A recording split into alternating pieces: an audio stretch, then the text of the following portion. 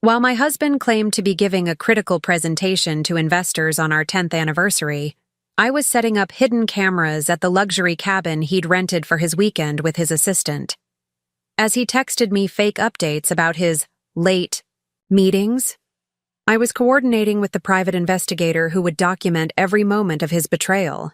He has no idea that his supportive wife, who doesn't understand technology, has just hired the city's best divorce attorney and compiled 6 months of evidence for a divorce that will cost him everything he values: his reputation, his position, and half of the company he built by sacrificing our marriage. I'd love to know which corner of the globe you're watching from, and if this story speaks to you, make sure to subscribe. Tomorrow's video is one you absolutely can't miss. My hand remains perfectly steady as I adjust the hidden camera in the bedroom of the lakeside cabin. The irony isn't lost on me that this is the same picturesque retreat James had promised to take me to for our 10th anniversary. The same anniversary he's now missing because of an emergency investor meeting in Chicago. The cabin is exactly as advertised in the listing I found in his browser history: rustic luxury with panoramic lake views, a stone fireplace, and a king-sized bed with Egyptian cotton sheets. The kind of romantic getaway you'd take someone special to. Evidently, after a decade of marriage, I'm no longer that someone. Camera 3 is set, I say quietly into my phone. How's the angle? Perfect, responds Maya, the private investigator. I hired 6 weeks ago when my suspicions became impossible to ignore. I can see the entire bedroom. If they're in there, we'll capture everything. I take a deep breath and move to the kitchen, carefully positioning the 4th camera inside a decorative vase on the counter. Through my earpiece, I can hear Maya directing her associate who's setting up exterior surveillance from a parked car with tinted windows down the road. "Are you sure you want to be there when they arrive?" Maya asks, concern evident in her voice. "We can handle the surveillance remotely. You don't need to see this in person." "I need to be here," I reply, my voice calm despite the storm raging inside me. I need to see his face when he realizes that every lie, every late night at the office, every missed dinner and forgotten anniversary has led to this moment. My phone buzzes with a text from James. "Meeting running longer than expected. Might have to stay overnight. These investors are brutal. Don't wait up, honey. Love you." I screenshot the message, adding it to the folder of lies I've meticulously documented over the last 6 months. The timestamp will match perfectly with his check-in at the cabin, just as his business dinners have consistently aligned with his assistant Olivia's social media posts about magical evenings and unexpected surprises. The GPS tracker I placed on his car weeks ago shows him only 40 minutes away. Right on schedule. "Elena, they've exited the highway," Maya confirms in my earpiece. "ETA approximately 35 minutes. I make one final sweep of the cabin, ensuring everything is in place. The cameras are hidden, the microphone's active, and my escape route planned. I'll be watching from the guest house 100 yards away, close enough to confront them when the time is right, but far enough to avoid immediate detection. As I close the cabin door behind me, I think about the day James and I bought our first home, together. How he carried me across the threshold, promising a lifetime of happiness. The same threshold he'll cross today with another woman, breaking every promise we ever made. In the guest house, I set up the monitors that will stream footage. From all 6 cameras, Maya arrives, her equipment bag in hand, her expression professional but sympathetic. "Everything's ready," she confirms, pulling up multiple feeds on her laptop. The moment they arrive, we'll have video, audio, and photographic evidence of their meeting. Combined with the financial records, text messages, and hotel receipts we've already collected, your attorney will have everything needed for the divorce proceedings. I nod, my gaze fixed on the empty monitors. Jennifer said this should be enough to trigger the infidelity clause in our prenup.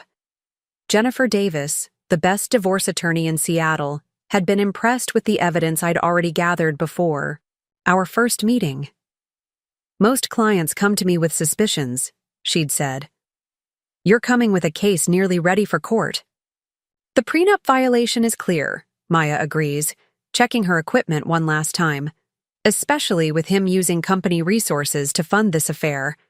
That had been the most bitter discovery, finding out that the business trips, the late meetings, the working weekends that kept James from our anniversary had all been elaborately planned rendezvous with Olivia. The assistant he'd insisted on hiring despite my reservations, the one he'd claimed was exceptional at managing complex details and completely professional. The GPS alert pings. James's car has turned onto the private road leading to the cabin. They're here, Maya says quietly. On the monitor, I watch as James's black Mercedes pulls up to the cabin. He exits first, looking exactly as he would for any business meeting. Tailored suit, polished shoes, the Rolex I gave him for our 5th anniversary gleaming on his wrist. He circles to the passenger side, opening the door with a flourish. Olivia steps out, her hand in his, laughing at something he said. She's wearing a red dress I recognized from the company holiday party last year, the one where James introduced her to me as his invaluable new team member. The one where I'd noticed how his eyes followed her across the room but dismissed my own intuition. Recording all feeds, Maya confirms, her fingers flying over her keyboard. I watch in silence as James retrieves 2 overnight bags from the trunk. One his familiar weekend luggage, the other a designer bag I've never seen before. A gift for Olivia, no doubt. Another expense likely hidden in the company accounts as business development. They walk to the cabin door, arms around each other's waists. James unlocks it with the key he picked up earlier today, during what he told me was a lunch meeting with potential clients. I'd tracked his phone to the property management office, watched through their window as he paid in cash, no doubt to avoid leaving a credit card trail. A lot of love and effort went into bringing this story to life. If you're enjoying it, we'd be so grateful if you'd subscribe to our channel. Now, back to where we left off. As they enter the cabin, the interior cameras activate one by one. The living room, James pulling Olivia close, kissing her with a passion I haven't seen in years. The kitchen, Olivia unpacking the expensive champagne they stopped for on the drive up, Dom Perignon, my favorite, which James claimed was too expensive for casual occasions, whenever I suggested it for our anniversaries. Are you okay? Maya asks, glancing at me with concern. I realize I'm gripping the edge of the table, my knuckles white with tension. I force myself to relax, to breathe. I'm fine, I say. And surprisingly, I mean it. There's a strange calm that comes with confirmation, with knowing that the gaslighting, the manipulation, the constant dismissal of my concerns was never about my insecurity or imagination. It was always about his betrayal. On the screen, James leads Olivia toward the bedroom, whispering something in her ear that makes her laugh. They're directly under camera 3 now, the one I positioned last. I need audio from the bedroom, I tell Maya. She hesitates. Elena, are you sure? Sometimes not knowing the details is... I need to hear everything, I interrupt, my voice firm. Every lie he's told her about me, every promise he's made to her that belongs in our marriage. I need it all on record. Maya nods, understanding, and adjusts the audio settings. James's voice fills the room. Told her I was in Chicago for the investor meeting. She doesn't suspect a thing. Never question my work schedule. You're terrible, Olivia responds, her tone playful rather than accusatory. Terribly in love with you, James replies, and my stomach twists at hearing words meant for me being given to someone else. I watch as he retrieves a small box from his jacket pocket, a jewelry box from Winston's where he bought my engagement ring a decade ago. I helped him choose his mother's 70th birthday gift last month, completely unaware that he'd made another purchase during that same visit. What's that? Olivia asks, her eyes widening. Just a little something for the woman who's made this past year the most exciting of my life, James answers. opening the box to reveal a diamond bracelet that catches the light from every angle. The same bracelet I'd admired during that shopping trip. The same one he'd dismissed as unnecessarily extravagant when I'd tried it on. My phone buzzes again. Another text from James. Investors finally satisfied with the presentation. Having a quick dinner, then heading to the hotel. How was your day, beautiful? I don't respond. Instead, I take a screenshot of the message, time-stamping it at 7:42 p.m., and then turn back to the monitors where the real James is now fastening the bracelet around Olivia's wrist, his lips on her neck, his wedding ring clearly visible on his hand. That's enough, I say quietly, standing up. We have what we need. Maya looks at me questioningly. The confrontation wasn't part of the plan until tomorrow morning. We agreed it would be better to gather a full night of evidence. Plans change, I reply, gathering my coat and purse. I've seen enough. It's time he sees me. As I step out of the guest house into the crisp evening air, I feel a strange sense of liberation. For months, I've lived in uncertainty, questioning my own perception, wondering if I was imagining the distance, the missed calls, the emotional absence. Now, with each step I take toward the cabin, I am walking away from doubt and toward clarity. By the time the sun rises on what should have been the morning after our anniversary celebration, James will understand exactly what happens when you mistake silence for weakness and patience for ignorance. Behind me, Maya is gathering the portable evidence, video files being backed up, photographs being uploaded to secure servers, recordings being time-stamped.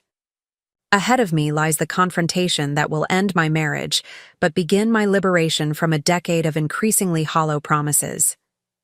My phone buzzes one final time. James again. Miss you. Can't wait to be home tomorrow and make up for missing our anniversary. Planning something special for you. I smile at the message, my first genuine smile in months. Yes, something special is indeed coming. Just not in the way he imagines. 10 years ago, James and I stood under a flower-adorned arch at the Rosewood Gardens, exchanging vows that promised forever. I still remember the conviction in his voice when he said, "I choose you, today and every day." The irony of those words isn't lost on me as I walk toward the cabin where he's chosen someone else on the very day meant to commemorate that promise. Our love story had begun 3 years earlier at Seattle Pacific University. I was studying psychology, hoping to become a family therapist. James was an ambitious business major with plans to revolutionize the tech industry. We met when his startup team needed help designing a user experience survey. My professor recommended me, and what was supposed to be a 2-hour consultation turned into a 7-hour conversation that spilled from the campus coffee shop to a nearby restaurant, and finally to a moonlit walk along the waterfront. You see people, James had said that night, his eyes reflecting the harbor lights. Not just their behaviors or their responses to questions. You see what drives them. He'd looked at me with such admiration, such genuine interest. That's exactly what's missing from most business models, understanding the human element. That night, I'd seen him too. His passion, his vision, his earnest desire to create something meaningful. I fell in love with the man who valued my insights, who claimed my perspective, changed how he viewed the world. For 5 years, that's who we were, partners in every sense. When James founded Meridian Technologies, I was there, working late nights, to help him refine his business plan, testing early software versions, offering feedback on client presentations. We built his dream together, brick by digital brick. The first anniversary we celebrated was in our tiny studio apartment, eating takeout on a makeshift table of moving boxes because we'd spent our furniture budget on server space for his fledgling company. I didn't mind. We were building something together, not just a business, but a life. Next year, I'm taking you somewhere amazing, he'd promised, feeding me lo mein from cheap wooden chopsticks. somewhere that matches how extraordinary you are. The following year, he did. A weekend in Vancouver at a boutique hotel where he thanked me repeatedly for believing in him, for supporting his vision, for being patient while he built something worthy of our future. The third year, Meridian Technologies secured its first major client. Our celebration was delayed by 2 weeks because James needed to oversee the implementation personally. I understood. The business was growing, demanding more of his time. When we finally celebrated, he seemed distracted, checking his phone throughout. Dinner. "I'm sorry," he'd said, noticing my disappointment. "It's just that this client could mean everything for our future. I need to make sure nothing goes wrong." Year by year, anniversary by anniversary, the pattern continued. Delays became postponements. Postponements became rain checks. Rain checks became abbreviated celebrations squeezed between his meetings and business trips. Each time, there was a reason: an important client, a system launch, a potential investor, and each time, I was understanding, supportive, patient. Until our 8th anniversary, when I'd planned a surprise weekend getaway to the San Juan Islands, only to have James cancel at the last minute for an emergency server migration that couldn't be rescheduled. I'd gone alone, sending him photos of sunsets he should have seen with me, receiving apologetic texts in return. Later, I discovered through a colleague's social media post that the emergency had somehow accommodated a team happy hour at an upscale Seattle bar, one where James was pictured with his arm around a young woman I didn't recognize. When I asked about it, he dismissed my concerns. "Elena, that's Olivia, our new project coordinator." The team was stressed after the migration. I took them out to boost morale. It was nothing. I wanted to believe him. Needed to believe him. After all, I'd invested a decade of my life in our relationship, sacrificed my own career advancement. To support him, postponed our plans for a family until Meridian Technologies was stable enough. So I ignored the late-night texts, the sudden increase in business trips, the new cologne he didn't wear around me, the growing emotional distance that made me feel like a roommate rather than a wife. I ignored it all because admitting there was a problem meant acknowledging that our life together, the future we'd planned, might be built on shifting sand. Our 9th anniversary passed with a hurried dinner where James spent more time on his phone than in conversation with me. He gave me an expensive necklace that felt more like compensation than celebration. "I know I've been distant," he'd admitted that night, reaching for my hand across the table. "The company's growing so fast, and with it, the responsibilities. But once we secure the Westlake contract, things will calm down. I promise." I nodded, wanting to believe him, even as I noticed how he'd mentioned the business first, us second. An ordering that had become increasingly common in our conversations. The Westlake contract came and went. Things didn't calm down. If anything, James became more absent, physically present in our home, but emotionally elsewhere. When he was with me, he was tethered to his phone, responding to emails and texts at all hours. One night, I woke at 3 a.m. to find his side of the bed empty. I found him in his home office, laptop open, typing intently. When I asked if everything was okay, he startled, quickly closing a chat window. "Just finalizing some documents for tomorrow's meeting," he'd said, not quite meeting my eyes. "Go back to bed, honey." Instead, I'd gone to the kitchen for water, glancing back to see him reopen the chat. The blue light of the screen illuminated his face as he smiled at whatever message had appeared. I didn't confront him. Not then. But the next morning, for the first time in our marriage, I checked his phone while he showered. There was nothing suspicious in his texts or emails. James was too careful for that. But his browser history showed searches for weekend getaways near Seattle and best restaurants for special occasions. Our anniversary was approaching. I'd allowed myself to hope that perhaps he was planning something special, returning to the thoughtful husband I'd once known. Then came the announcement, the Chicago investor meeting, scheduled for the exact dates of our anniversary weekend. I tried to reschedule, he'd claimed, looking appropriately disappointed. But these investors are only in the country on these specific dates. This could mean international expansion, Elena. It's huge for Meridian. I nodded, swallowing my disappointment, playing the supportive wife one more time. I understand. We can celebrate when you get back. But this time, I didn't just accept his explanation. This time, I paid attention to the details. How he packed his favorite aftershave that had sat unused in our bathroom cabinet for months. How he carefully selected his clothing with unusual attention to detail. And how he made a call from our garden that he didn't want me to overhear. That night, after he'd gone to sleep, I did something I'd never imagined doing in our marriage. I installed a tracking app on his phone and synced his location data to my laptop. The next day, I called Maya Sullivan, a private investigator recommended by a colleague who'd gone through a divorce last year. I'd presented my suspicions, half hoping she would tell me I was being paranoid, that there was surely an innocent explanation.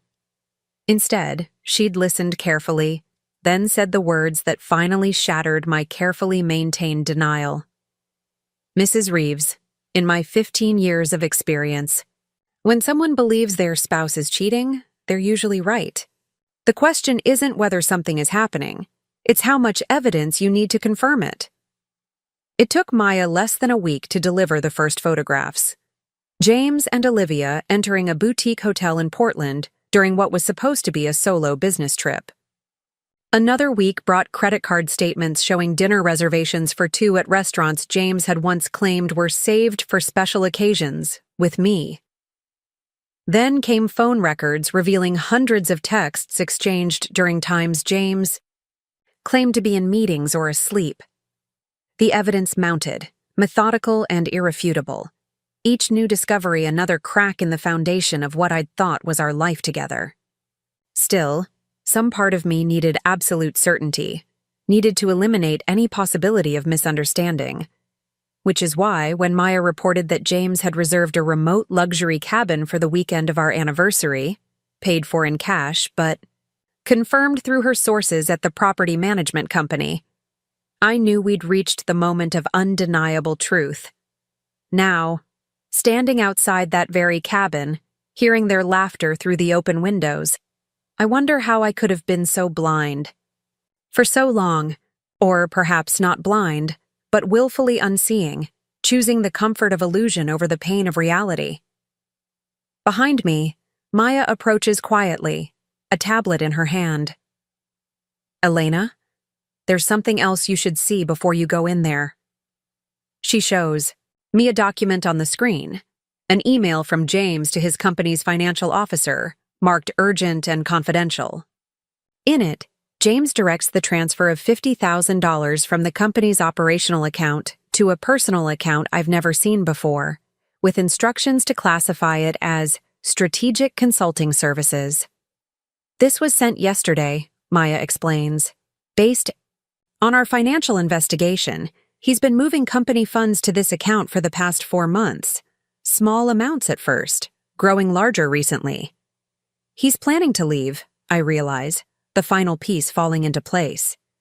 Not just me, but possibly the company too. Maya nods grimly. The timing and pattern suggest he's preparing for a significant life change. I take a deep breath, straightening my shoulders as I look back at the cabin. Through the window, I can see James refilling their champagne glasses, the diamond bracelet glinting on Olivia's wrist as she reaches for him. Let's adjust the plan, I tell Maya, a new determination hardening my voice. I'm not just confronting my husband about an affair anymore. I'm protecting my future from a man who's planning to discard both his marriage and his business responsibilities. She hands me a small device. Wear this. It will record everything. Whatever happens in there, we'll have it documented. I clip the tiny recorder to my collar, hidden by my scarf. 10 years of memories, promises, and shared dreams have led to this moment. I think of all the times I compromised, accommodated, and rearranged my life to fit James's priorities. Of all the anniversaries celebrated late or not at all, this anniversary will be different. This one, he'll remember. The first hint that something was wrong came exactly 3 months ago. It wasn't anything dramatic, no lipstick on his collar, or mysterious hotel receipts falling from his pocket. It was much subtler, a change in patterns. For 10 years, James had been a creature of habit. He took his coffee black in the morning, called me during his lunch break, and always kissed me goodbye, even if we'd been arguing. These small constants had been the framework of our marriage, the reliable minutiae that formed our shared life. Until suddenly, they weren't. It started with the lunch calls stopping. Too many back-to-back meetings, he'd explained when I mentioned it. Then came new habits. The password on his phone changed from my birthday to something I didn't know. His laptop, once left open on the kitchen counter without concern, now closed whenever I entered the room, but it was the goodbye kisses that truly signaled something had shifted. They became perfunctory, distracted, sometimes forgotten entirely. When I pointed this out one morning, his response was telling. Do we really need to maintain every routine we've had since our 20s? That question lingered with me as I drove to work at the community counseling center where I'd built my practice.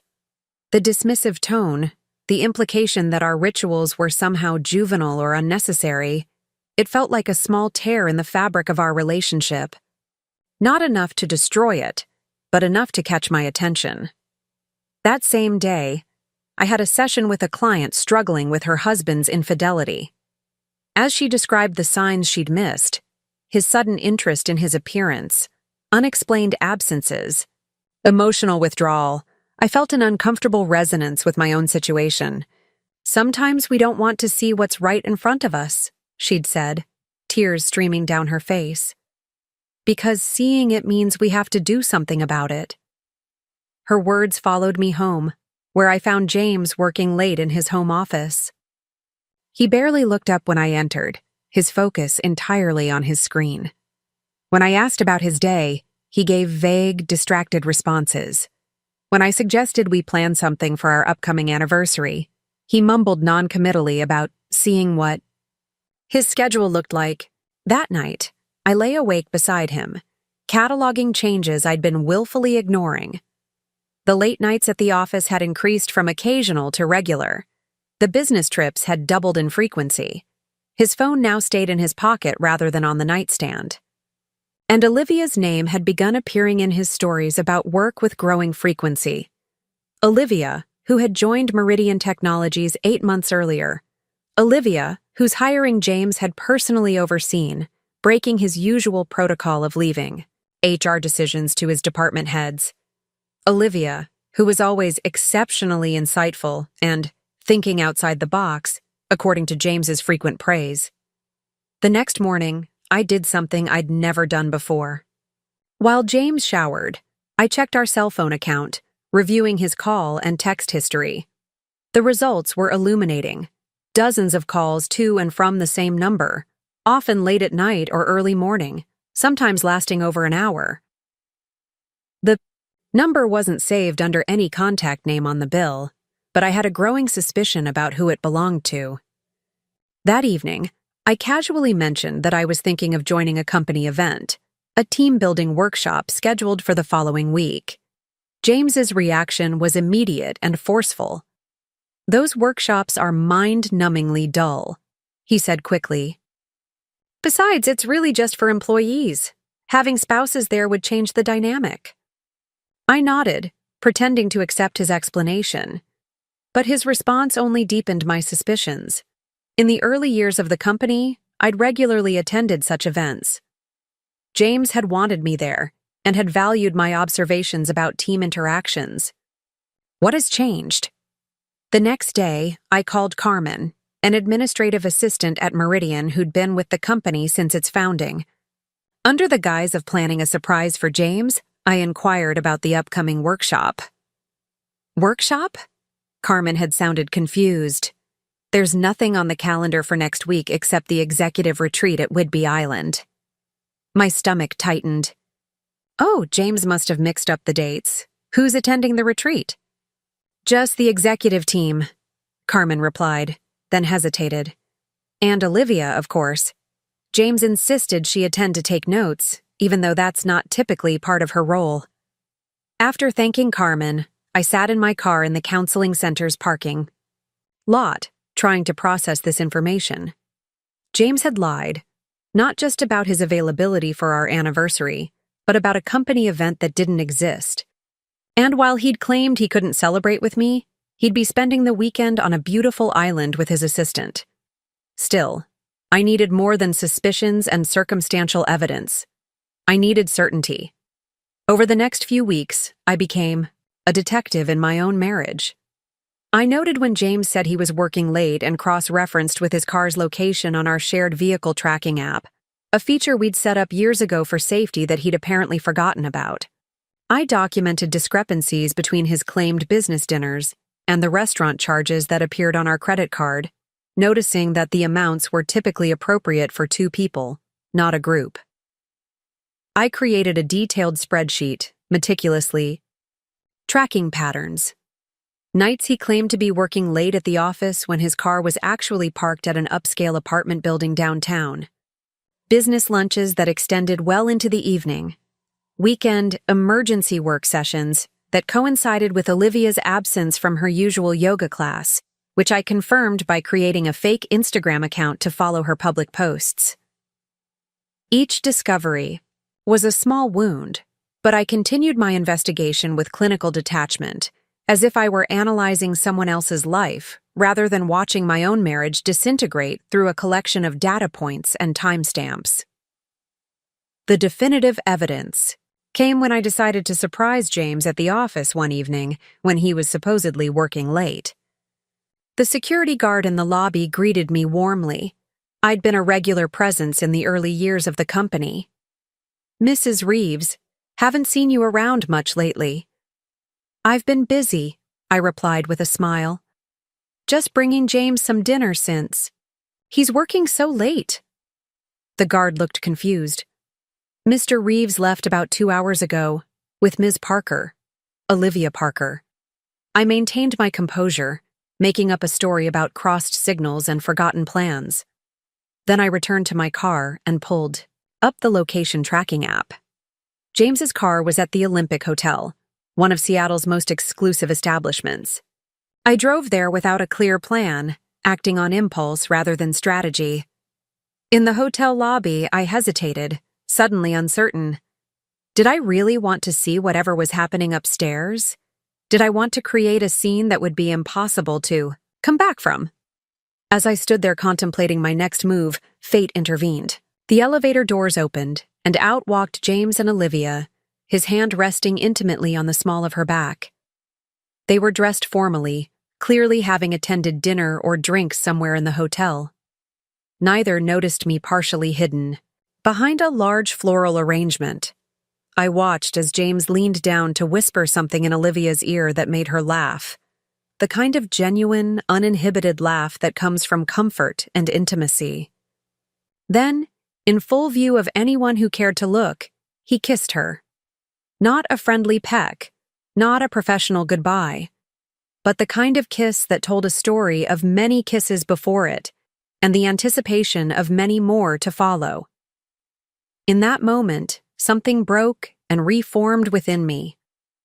The hope that I was wrong, that there was an innocent explanation, shattered completely. But in its place came clarity and a cold determination I hadn't known I possessed.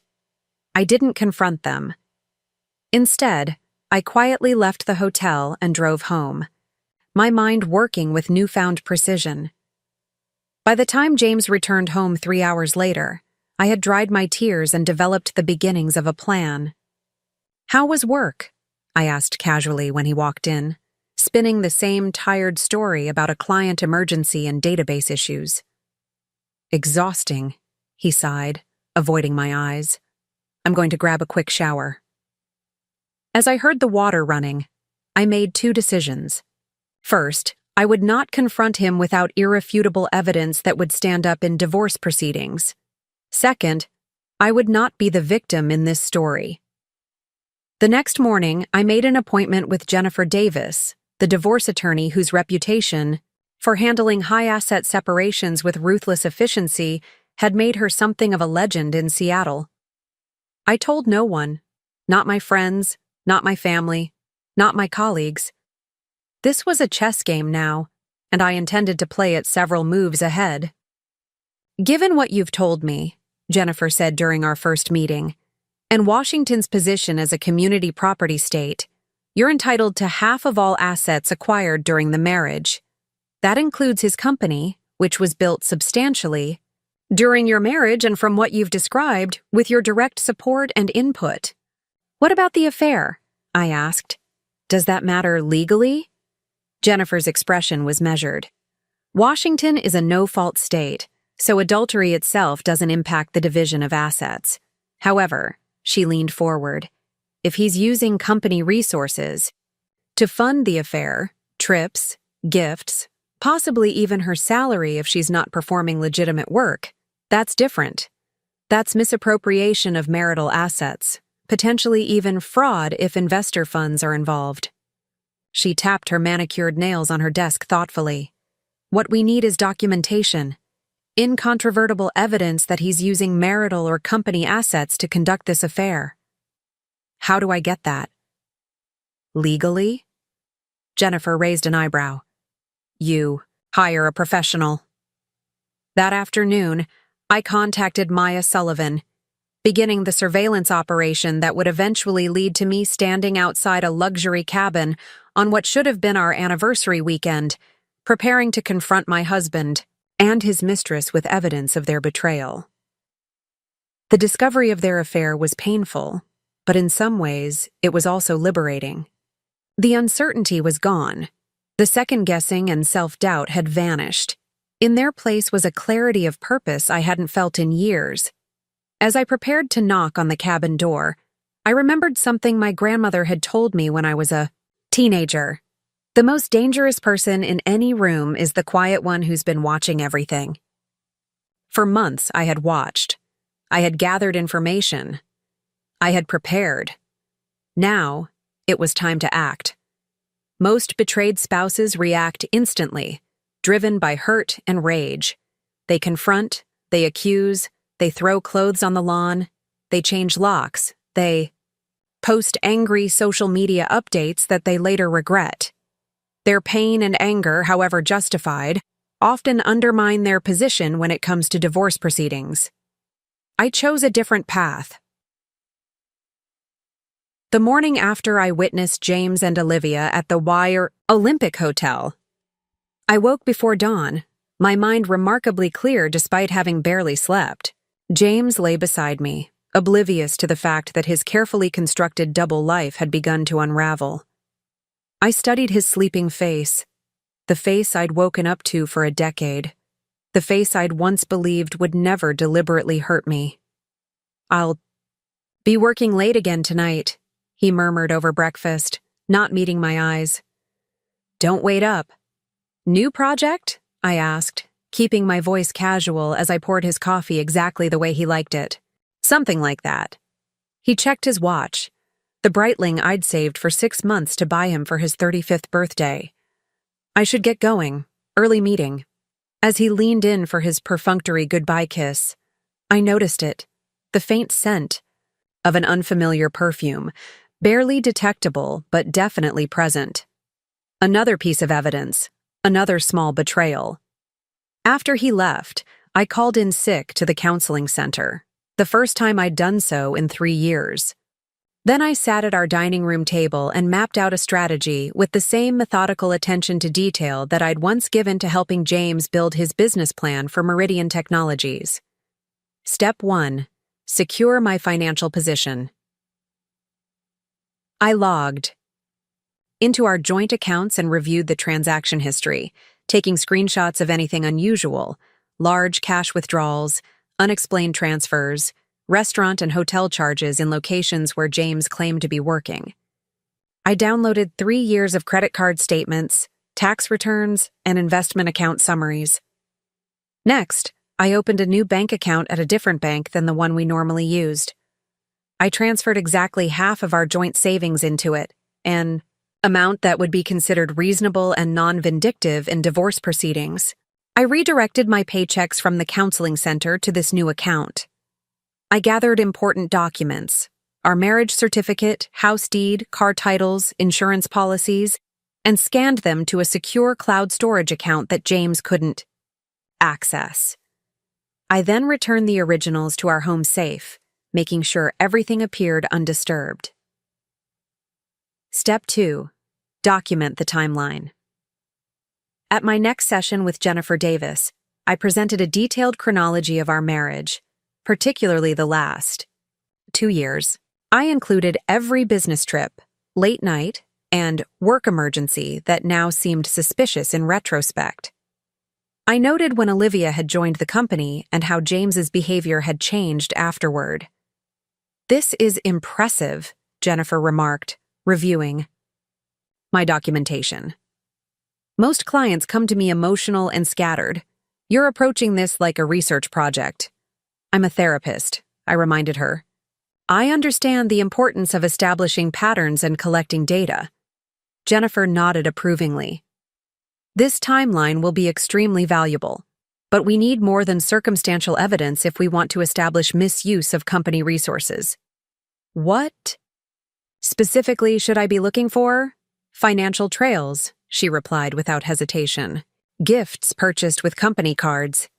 Business trips that weren't actually business. Company resources used for personal purposes. And most importantly, any indication that he's attempting to hide assets or transfer funds in anticipation of a potential divorce." Step 3. Engage professional assistance. That afternoon, I met Maya Sullivan at a coffee shop far from my usual haunts, where there was little chance of running into anyone who knew James or me. Maya was not what I had expected. Based on detective shows, I'd anticipated someone hardened and cynical. Instead, she was a poised woman in her 40s with intelligent eyes and a matter-of-fact demeanor. She listened carefully as I explained my situation, occasionally making notes in a small leather-bound notebook. "Most of my clients come to me earlier in the process," she observed when I finished. "Usually when they first suspect something, not after they've already confirmed the affair." "I needed to be sure before taking this step," I explained. "And now I need documentation that will stand up in court." Maya nodded. "Smart approach. Washington is a no-fault state, but if your husband is using company funds to finance this relationship, that's a different matter entirely." She sounded remarkably similar to Jennifer. "What kind of evidence are you hoping to gather?"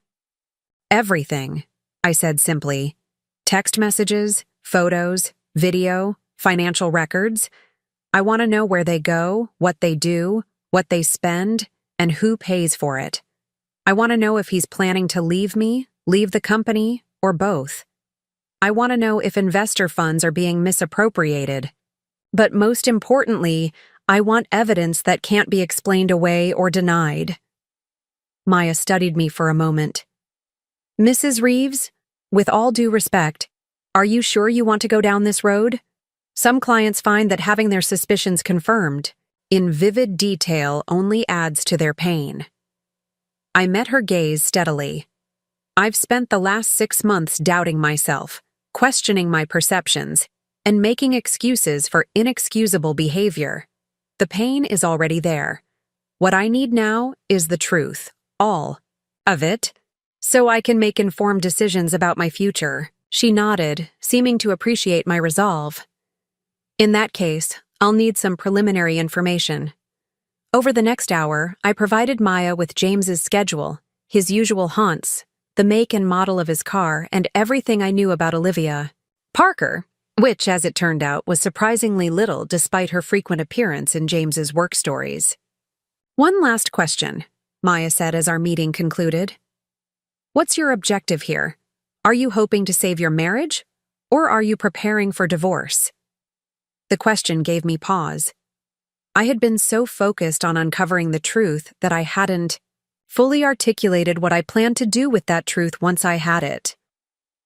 I'm preparing for whatever reality requires, I finally answered. If that's divorce, then I want to approach it from a position of strength and knowledge. If there's any chance of salvaging my marriage, I trailed off, realizing how unlikely that scenario had become. I understand, Maya said, sparing me from having to complete the thought. We'll proceed carefully and discreetly. I'll be in touch within 3 days with preliminary findings. True to her word, Maya contacted me exactly 3 days later with her initial report.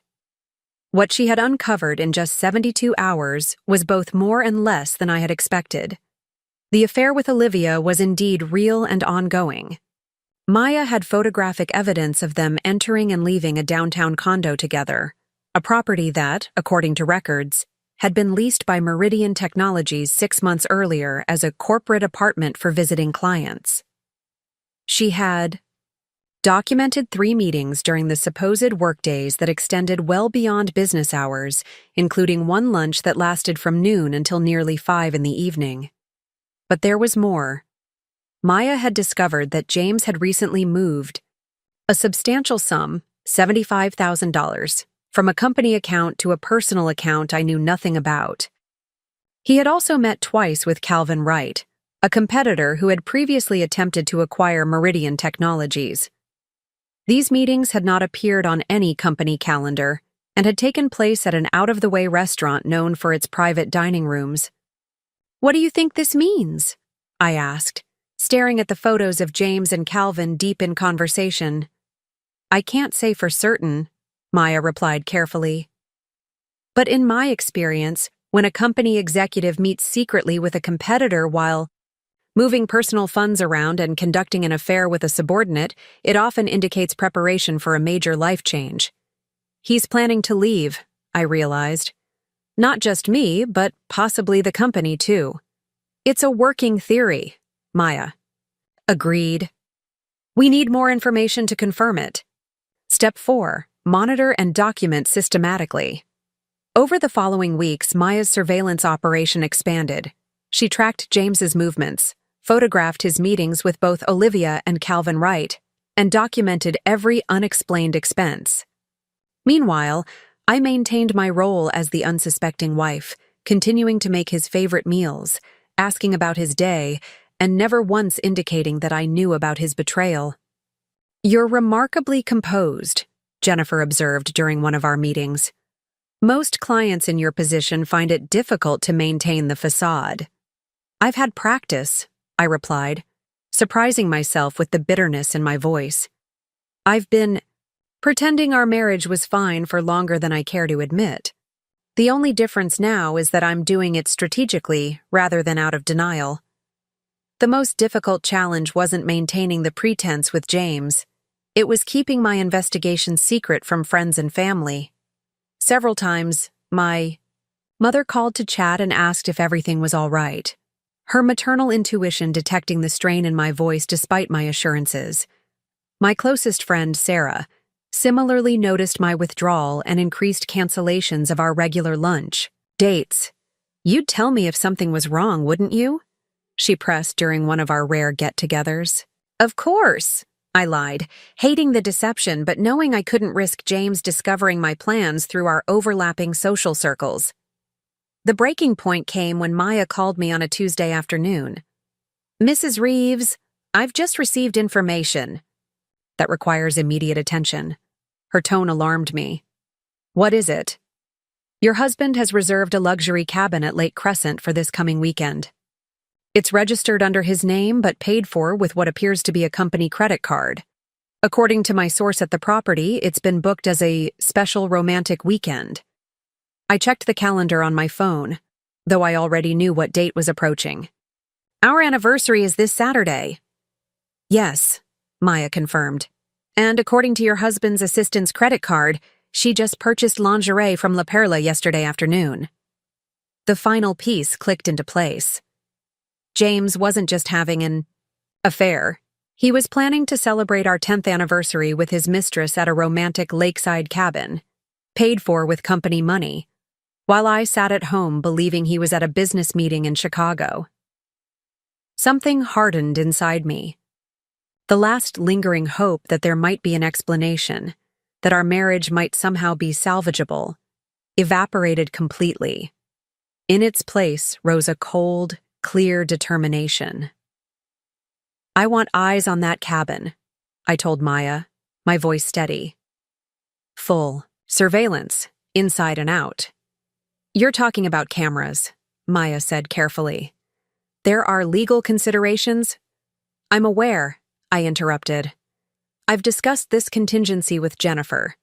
Given that the cabin was rented with company funds, and there's reason to believe company business is being conducted inappropriately, we have grounds. I'll sign whatever waivers are necessary." There was a brief silence on the line. "May I speak frankly, Mrs. Reeves?" "Please." "Most clients in your position would be falling apart right now. The fact that you're thinking about legal grounds for surveillance instead of confronting your husband immediately is unusual." I considered her observation. "I spent years as the supportive wife who never questioned, never demanded, never prioritized her own needs. That woman was betrayed and taken advantage of. I won't let that happen again. I won't act from emotion when strategy will serve me better." Maya's response was measured. "In that case, we have work to do. The cabin will need to be accessed before they arrive. We'll need to set up equipment, establish remote monitoring. Not just remote," I decided. "I want to be there." "Mrs. Reeves, Elena, I strongly advise against that. Witnessing your husband's infidelity firsthand could be traumatic and might prompt an emotional response that compromises our operation." "I'm not interested in witnessing the infidelity," I clarified. "I'm interested in confronting it, but only after we have everything on record. I want to see his face when he realizes that I know everything, that I've always been 2 steps ahead of him. That time, he's the one who underestimated me." After a pause, Maya sighed. "I'll make the arrangements. But promise me you'll follow the plan exactly as we establish it.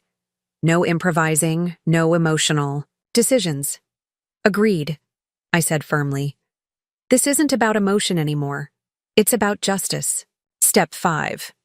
Execute with precision. Which is how, 3 days later, I found myself outside the luxury cabin at Lake Crescent. Hidden cameras already transmitting footage of my husband and his mistress celebrating what should have been my anniversary. Preparing for a confrontation that would change all of our lives forever. "Camera 6 is operational." Maya's voice came through my earpiece, professional and calm. "We now have complete coverage of the main living areas, bedroom and exterior. Approaches."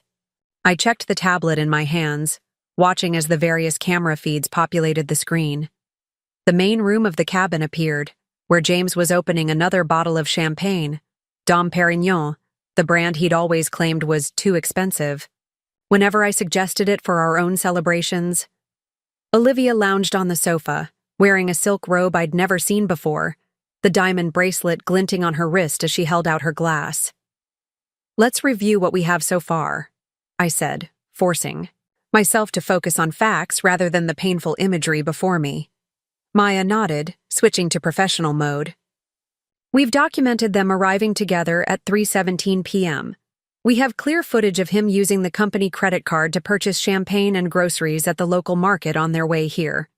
We've recorded multiple instances of him referring to this as a celebration weekend and specifically mentioning to the property manager that it's a special anniversary trip." "And the financial documentation?" I asked.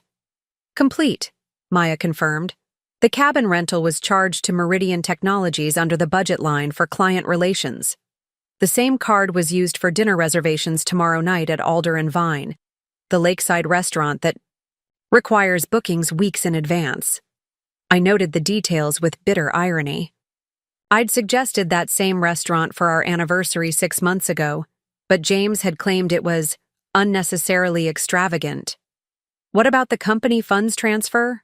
I pressed. "We've traced the money," Maya replied, pulling up financial records on her laptop.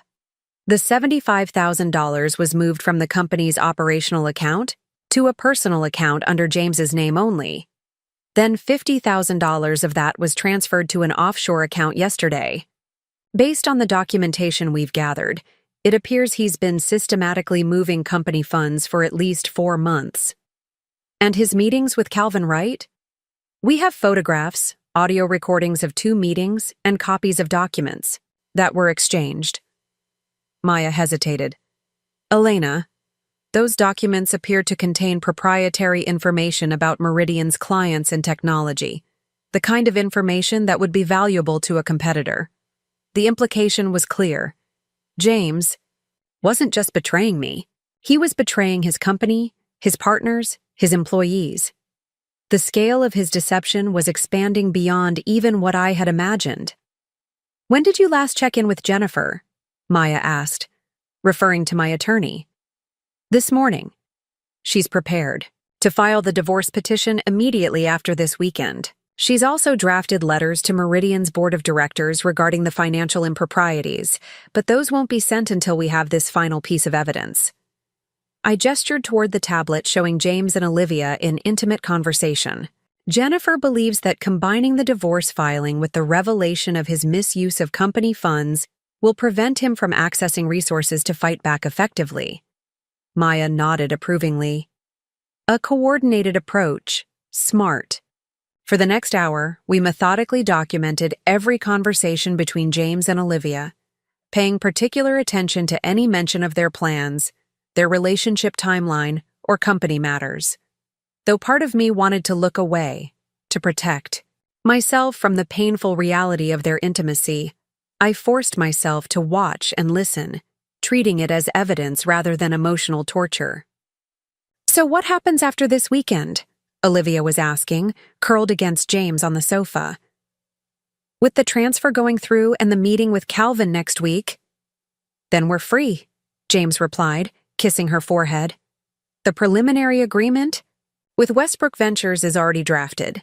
Once they acquire Meridian's client list and core technology, Calvin handles the transition, and we get our payout. 3 months in Bali while the dust settles, then we can start fresh wherever we want. I froze, my blood running cold. Did he just say what I think he did? Maya was already typing furiously. He's planning to sell company information to a venture capital firm. That's corporate espionage, possibly even fraud depending on how the deal is structured. And his partners have no idea, I realized. The board thinks the meetings with Calvin are about a potential collaboration, not selling out the company from under them. This changes things, Maya said quietly.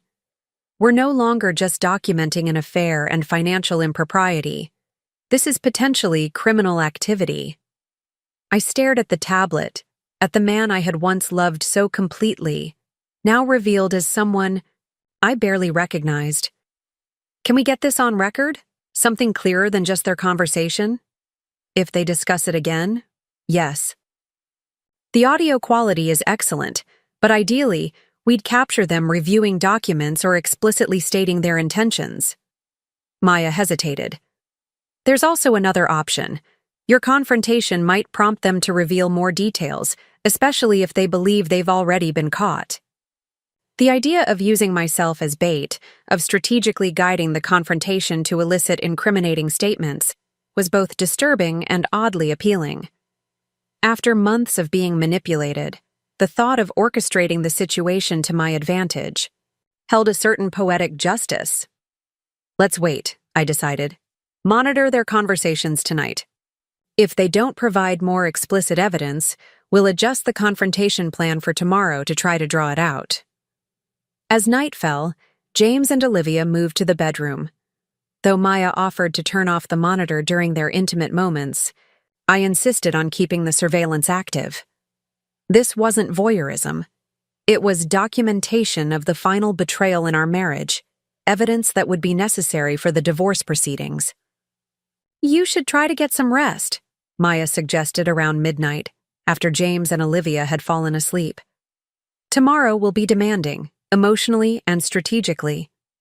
But sleep was impossible. Instead, I spent the night reviewing the evidence we'd gathered, not just from this weekend, but over the past months of investigation. I reread the text messages Maya had recovered from James's phone backup. Messages that revealed the affair had begun almost immediately after Olivia joined the company. I studied the financial records showing how James had slowly, systematically begun moving assets, as if preparing for a major life change. I examined photographs of him meeting with Calvin Wright in secluded restaurants, documents changing hands, under the table. The picture that emerged was of a man methodically dismantling his old life while constructing a new one, all while I remained unaware, making dinner reservations for our anniversary and wondering why my husband seemed increasingly distant. By dawn, my emotional exhaustion had transformed into a cold, clear resolve. This was no longer just about exposing an affair or securing a fair divorce settlement. This was about stopping James from betraying everyone who had trusted him. His wife, his business partners, his employees, his investors.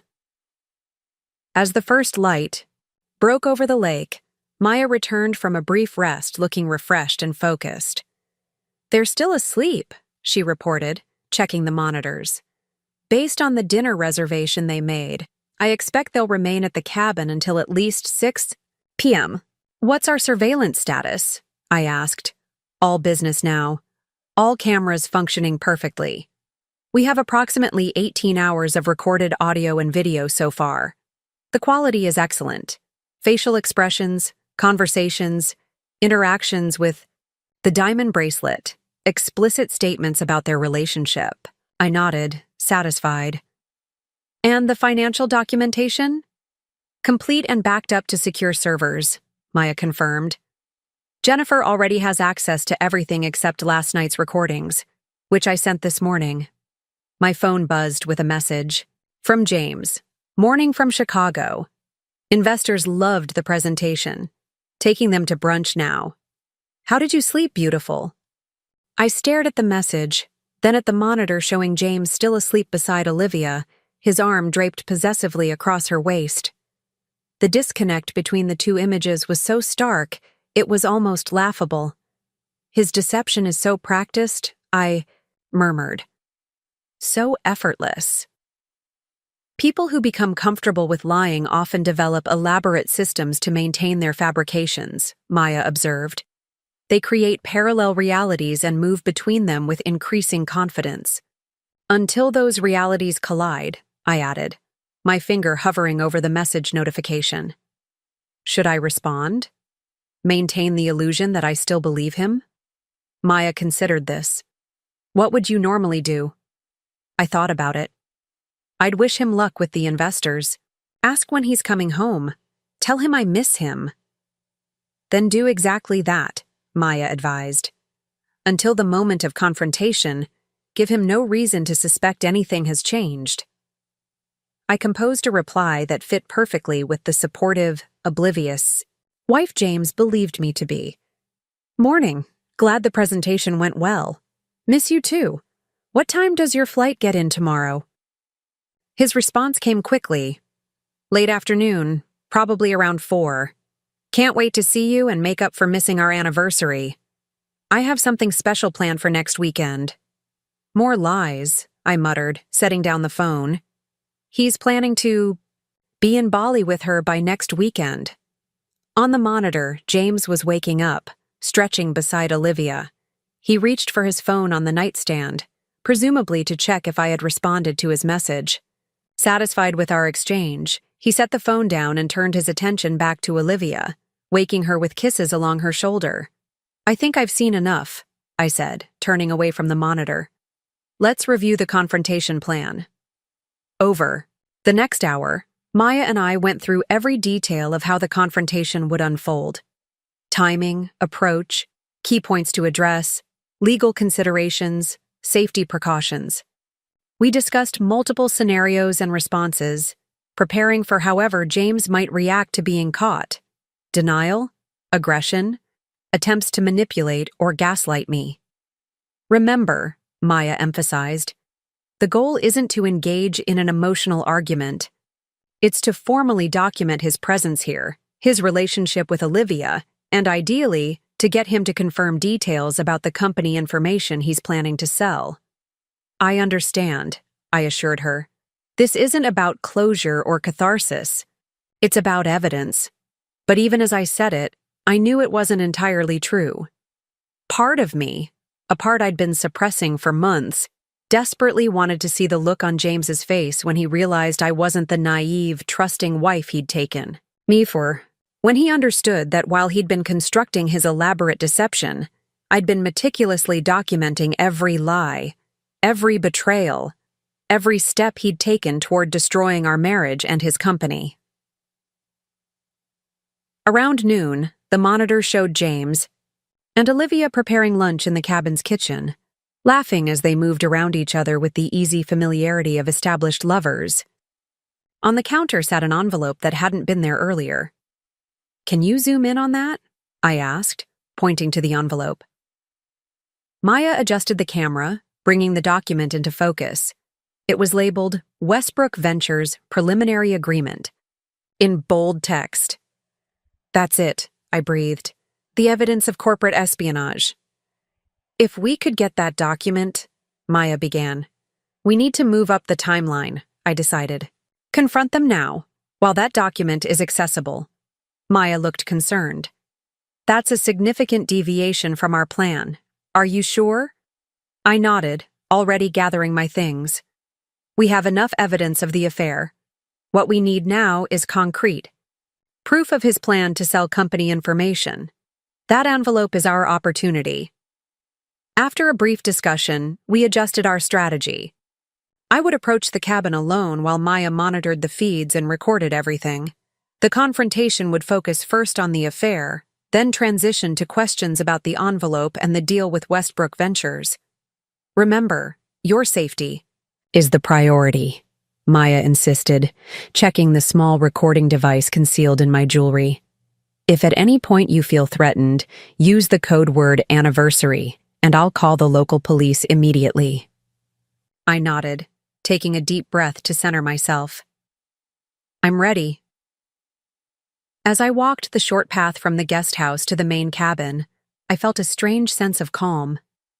10 years of marriage had led to this moment, not the romantic anniversary celebration I'd once envisioned, but a confrontation that would expose the truth and potentially save dozens of jobs at Meridian Technologies.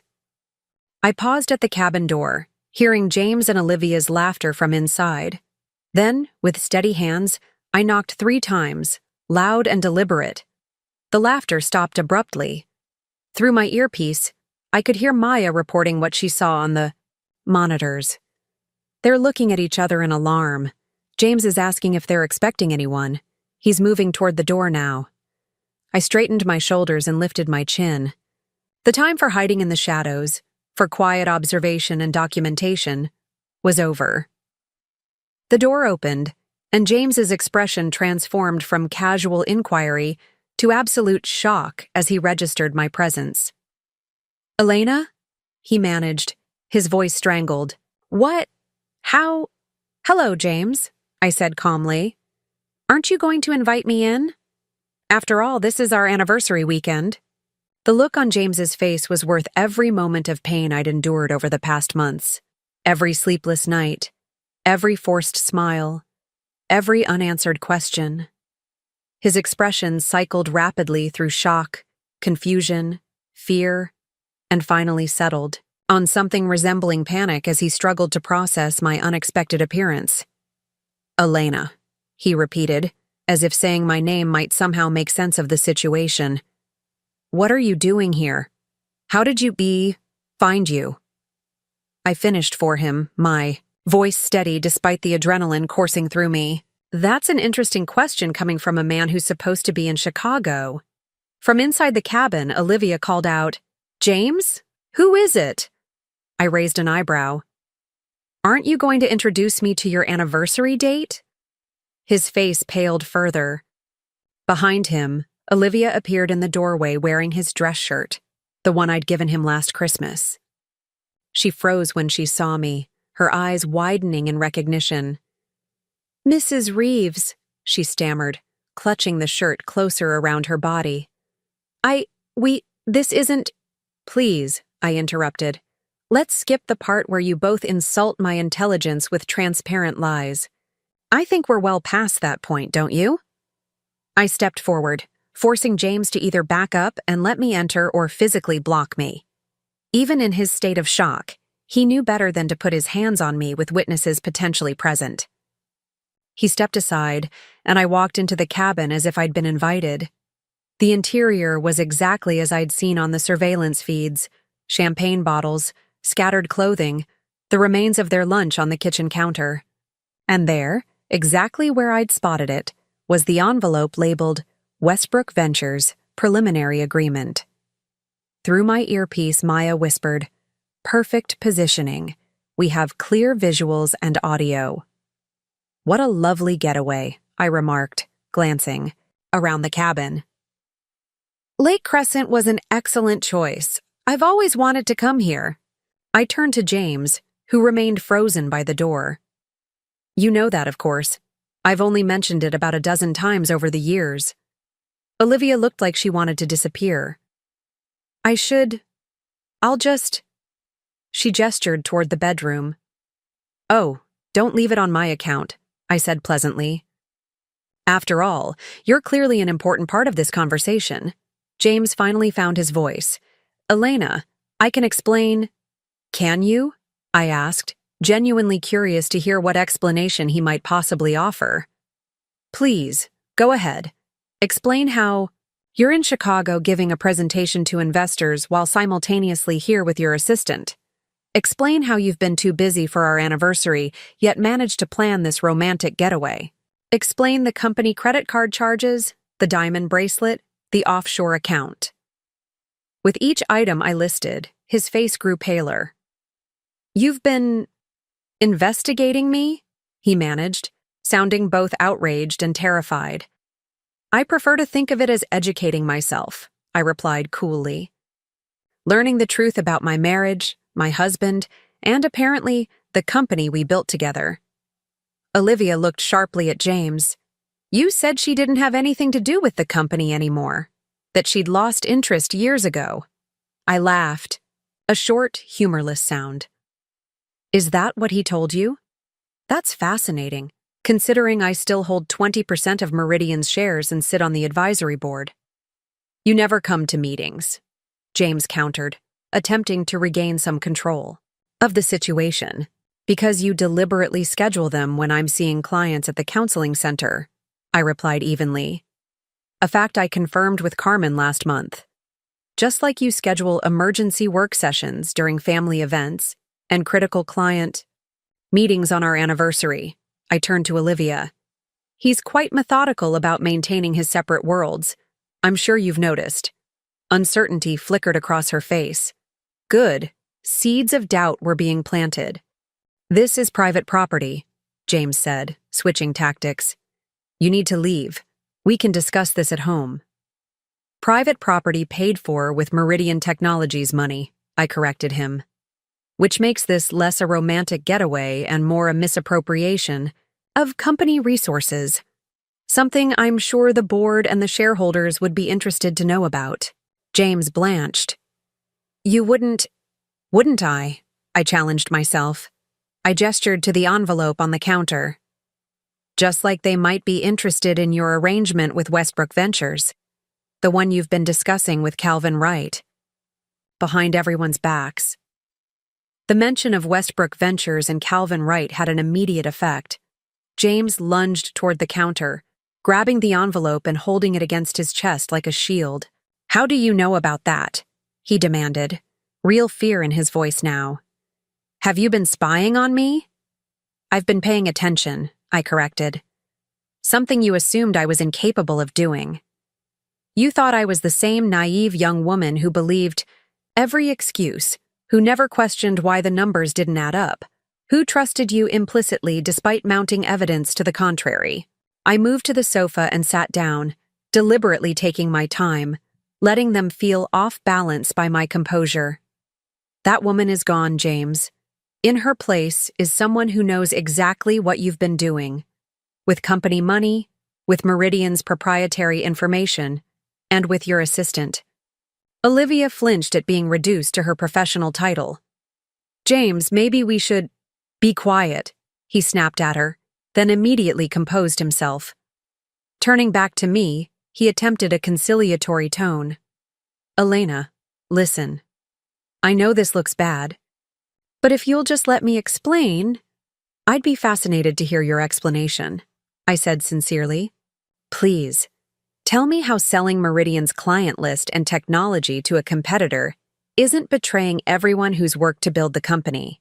Explain how transferring $50,000 to an offshore account yesterday isn't preparation for absconding with stolen funds. Clarify how planning 3 months in Bali while the dust settles isn't an admission of guilt.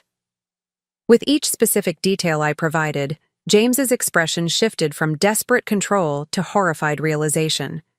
He was finally understanding that I didn't just know about the affair, I knew everything. How long have you been watching us? He whispered. Long enough, I replied simply. Then, addressing the true goal of this confrontation, I added, the agreement with Westbrook. Does the board know about it? Does anyone at Meridian besides you? James remained silent, clutching the envelope tighter. James, Olivia urged, looking increasingly anxious. Maybe we should call Calvin. Calvin Wright, I clarified, maintaining the record for the surveillance footage. The competitor you've been secretly meeting with to arrange the sale of Meridian's intellectual property and client relationships. It's not like that, James protested weakly. Then what is it like? I pressed.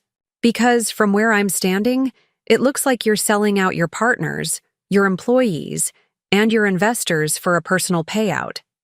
How much is Westbrook giving you? Is it worth destroying everything you've built? Through— My earpiece, Maya murmured. Perfect. Keep him talking about the deal. James ran a hand through his hair, visibly calculating his options. Finally, he attempted a new approach. Elena, you're making assumptions based on incomplete information. Yes, I've been talking with Westbrook about a potential acquisition, but it's a legitimate business transaction that would benefit everyone at Meridian. If it's legitimate, why the secrecy? I asked reasonably. Why meet with Calvin Wright privately, instead of in the boardroom? Why transfer company funds to personal accounts?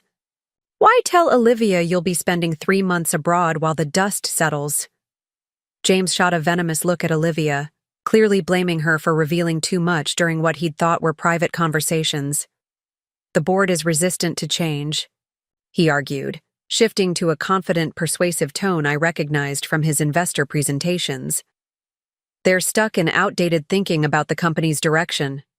This deal with Westbrook would provide liquidity for shareholders, job security for employees, and a global platform for our technology. Then present it to the board, I challenged. Convince them with the same arguments you're trying to use on me. It's not that simple, he hedged. Because they wouldn't approve of selling client data without consent? Because the terms benefit you personally at the expense of other stakeholders? Because this— I gestured to the envelope he was still clutching— isn't an acquisition. Proposal, but something much less ethical? James's jaw tightened. He was running out of excuses, and we both knew it. You have no right to interfere in business matters, he tried, his tone hardening. Whatever you think you know— I know enough, I cut him off, standing up. I know that our marriage has been a fiction for months, possibly years. I know that you've been systematically preparing to leave both me and Meridian, transferring assets, making arrangements, creating your exit strategy. I took a step toward him. What I don't know is when you became someone who could betray everyone who trusted you without a second thought. For a moment, something that looked almost like shame flashed across his face. Then it was gone, replaced by cold calculation. What do you want, Elena? He asked flatly. Money? The house? Name your price and let's end this. The casual cruelty of his offer, reducing 10 years of marriage to a transaction, should have hurt. Instead, It confirmed everything I already knew about the man standing before me. He wasn't the James I had married. Perhaps he never had been. "What I want," I said clearly, ensuring the recording would capture every word, "is for you to understand exactly what you've lost and what you're about to lose. I've already spoken with Jennifer Davis.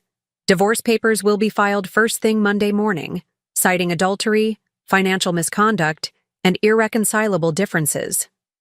James paled at the mention of Jennifer Davis, Seattle's most formidable divorce attorney. "Additionally," I continued, "the board of directors will receive a complete report of your unauthorized meetings with Calvin Wright, your misappropriation of company funds, and your attempts to sell proprietary information without approval. That report will include financial records, surveillance footage, and witness statements." "You're bluffing," he said, but without conviction. "You couldn't possibly have—" "6 months," I interrupted. "That's how long I've been documenting everything, James. Every late night that wasn't actually spent at the office.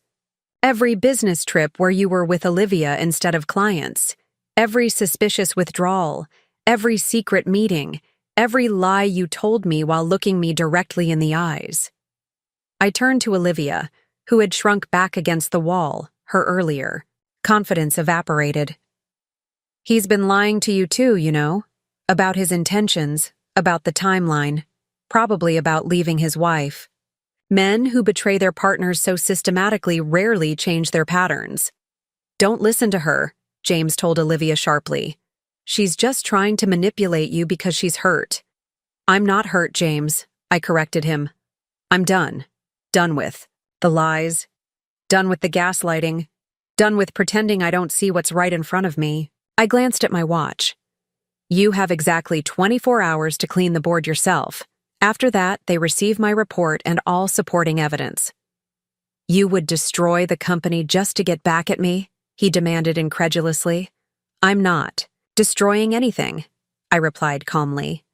"I'm preventing you from doing so. Meridian can survive without you. The question is whether you can survive without Meridian once the board understands what you've been planning." I retrieved my purse from where I'd set it down, maintaining my composure even as James stared at me with a mixture of rage and disbelief. "One last thing," I added, turning back at the door. "I've arranged for a detailed financial audit of all company accounts you've accessed in the last 12 months. The auditors begin work Monday morning. I suggest you use your 24 hours wisely." As I walked out the door, I heard Olivia's panicked voice behind me. "James, what does this mean for us? For the Westbrook deal? For Bali?" I didn't stay to hear his response. I had said what needed to be said, documented what needed to be documented. The rest would unfold according to the plans I had carefully set in motion. Maya met me at the guest house, her expression a mixture of professional approval and personal concern.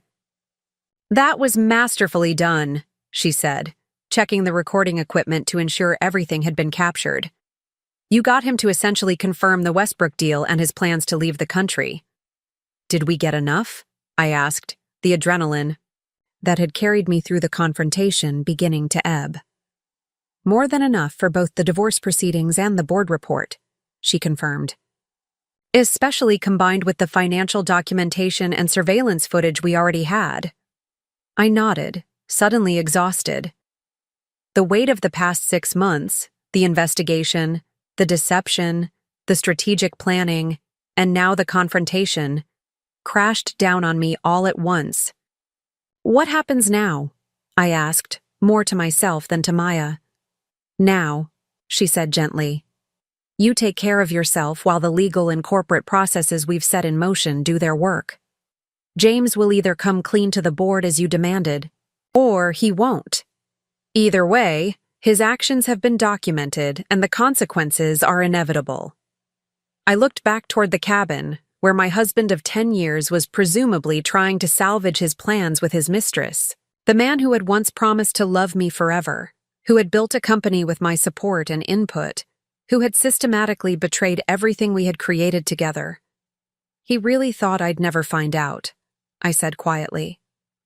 "That I'd just keep believing the lies, accepting the excuses, never questioning where he was or what he was doing.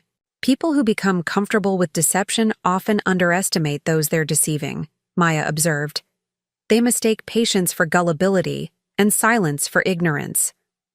I smiled faintly, remembering my grandmother's words. The most dangerous person in any room is the quiet one who's been watching everything. For months, I had watched. I had gathered evidence. I had prepared. Today, I acted. "Let's go," I said, turning away from the cabin and whatever chaos was unfolding inside it. "We have a report to finalize for the board."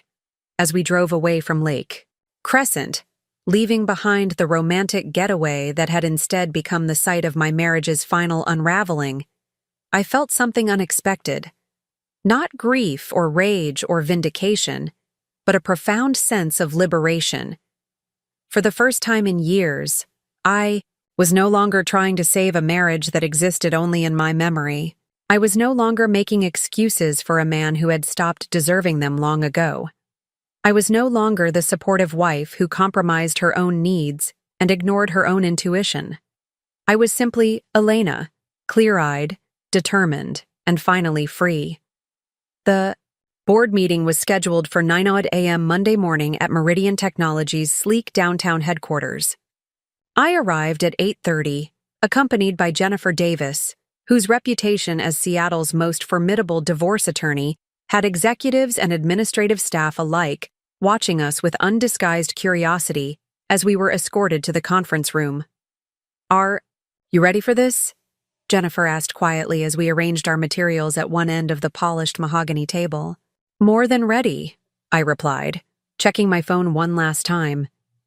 No messages from James since our confrontation at the cabin 2 days ago. According to Maya's surveillance, he and Olivia had left Lake Crescent separately Saturday evening. James, returning to our home where he'd spent hours making frantic phone calls, and Olivia to her apartment where she'd immediately begun packing. The board members began arriving at 8:45, 5 executives I'd known for years, some since Meridian's founding. Richard Harmon, the silver-haired chairman who had been James's first investor. Sophia Wu, the technical genius who had helped develop the company's core algorithms. Marcus Fitzgerald, the marketing strategist who had secured their initial client base. Teresa Gonzalez and Daniel Park, who had joined more recently as the company expanded. Each greeted me with varying degrees of warmth and confusion. While I was known to them all, my presence at a board meeting, especially one accompanied by a prominent attorney, was unprecedented. "Elena," Richard said, clasping my hand warmly. "This is an unexpected pleasure. Is James joining us?" "That remains to be seen," I replied enigmatically. "But I believe he's aware of the meeting." Richard's eyebrows rose, but he didn't press further, taking his seat at the head of the table. At precisely 8:58, Calvin Wright entered the room, looking distinctly uncomfortable. The board members exchanged puzzled glances. Calvin was the CEO of Technovate, a direct competitor to Meridian. His presence at a board meeting was highly unusual, if not entirely inappropriate. "Mr. Wright," Richard said stiffly, "I wasn't aware you were invited to this meeting." "I received a rather urgent request to attend," Calvin replied, his eyes darting to me. "From Mrs. Reeves." All eyes turned in my direction. "Mr. Wright's presence will become clear shortly," I assured them. "Please, have a seat." At 9 a.m., the door opened again, and James walked in. He looked haggard, with dark circles under his eyes and his normally immaculate appearance noticeably disheveled. He froze momentarily when he saw me, then Calvin, then Jennifer, before visibly composing himself. "Good morning," he said, attempting to project his usual confident demeanor. "I see we have some unexpected guests today." "Yes," Richard agreed, looking increasingly perplexed. "Perhaps you could clarify why your wife, her attorney, and the CEO of our chief competitor are attending a private board meeting." James glanced at me, a silent question in his eyes. I met his gaze steadily, making it clear I wasn't going to rescue him from this situation. "Actually," he began, clearing his throat, "I have a matter to discuss that's relevant to their presence." Through our confrontation at the cabin and the 24-hour ultimatum that followed, I had wondered which path James would choose. Would he attempt to get ahead of the situation by coming clean to the board himself? Or would he double down on his deception, forcing me to expose everything I had discovered? Now I had my answer. Self-preservation had won out over further denial. "Before you begin, James," I interjected smoothly, "I think it's important that everyone understands why I requested this emergency meeting." I turned to the board members. "For the past 6 months, I have been conducting an investigation into certain financial and ethical irregularities involving Meridian Technologies." "Elena," James warned, his voice tight. "I said I would handle this." "You had your chance to handle it," I replied evenly. "You had years of chances. Now it's my turn." Jennifer opened her briefcase and distributed folders to each board member.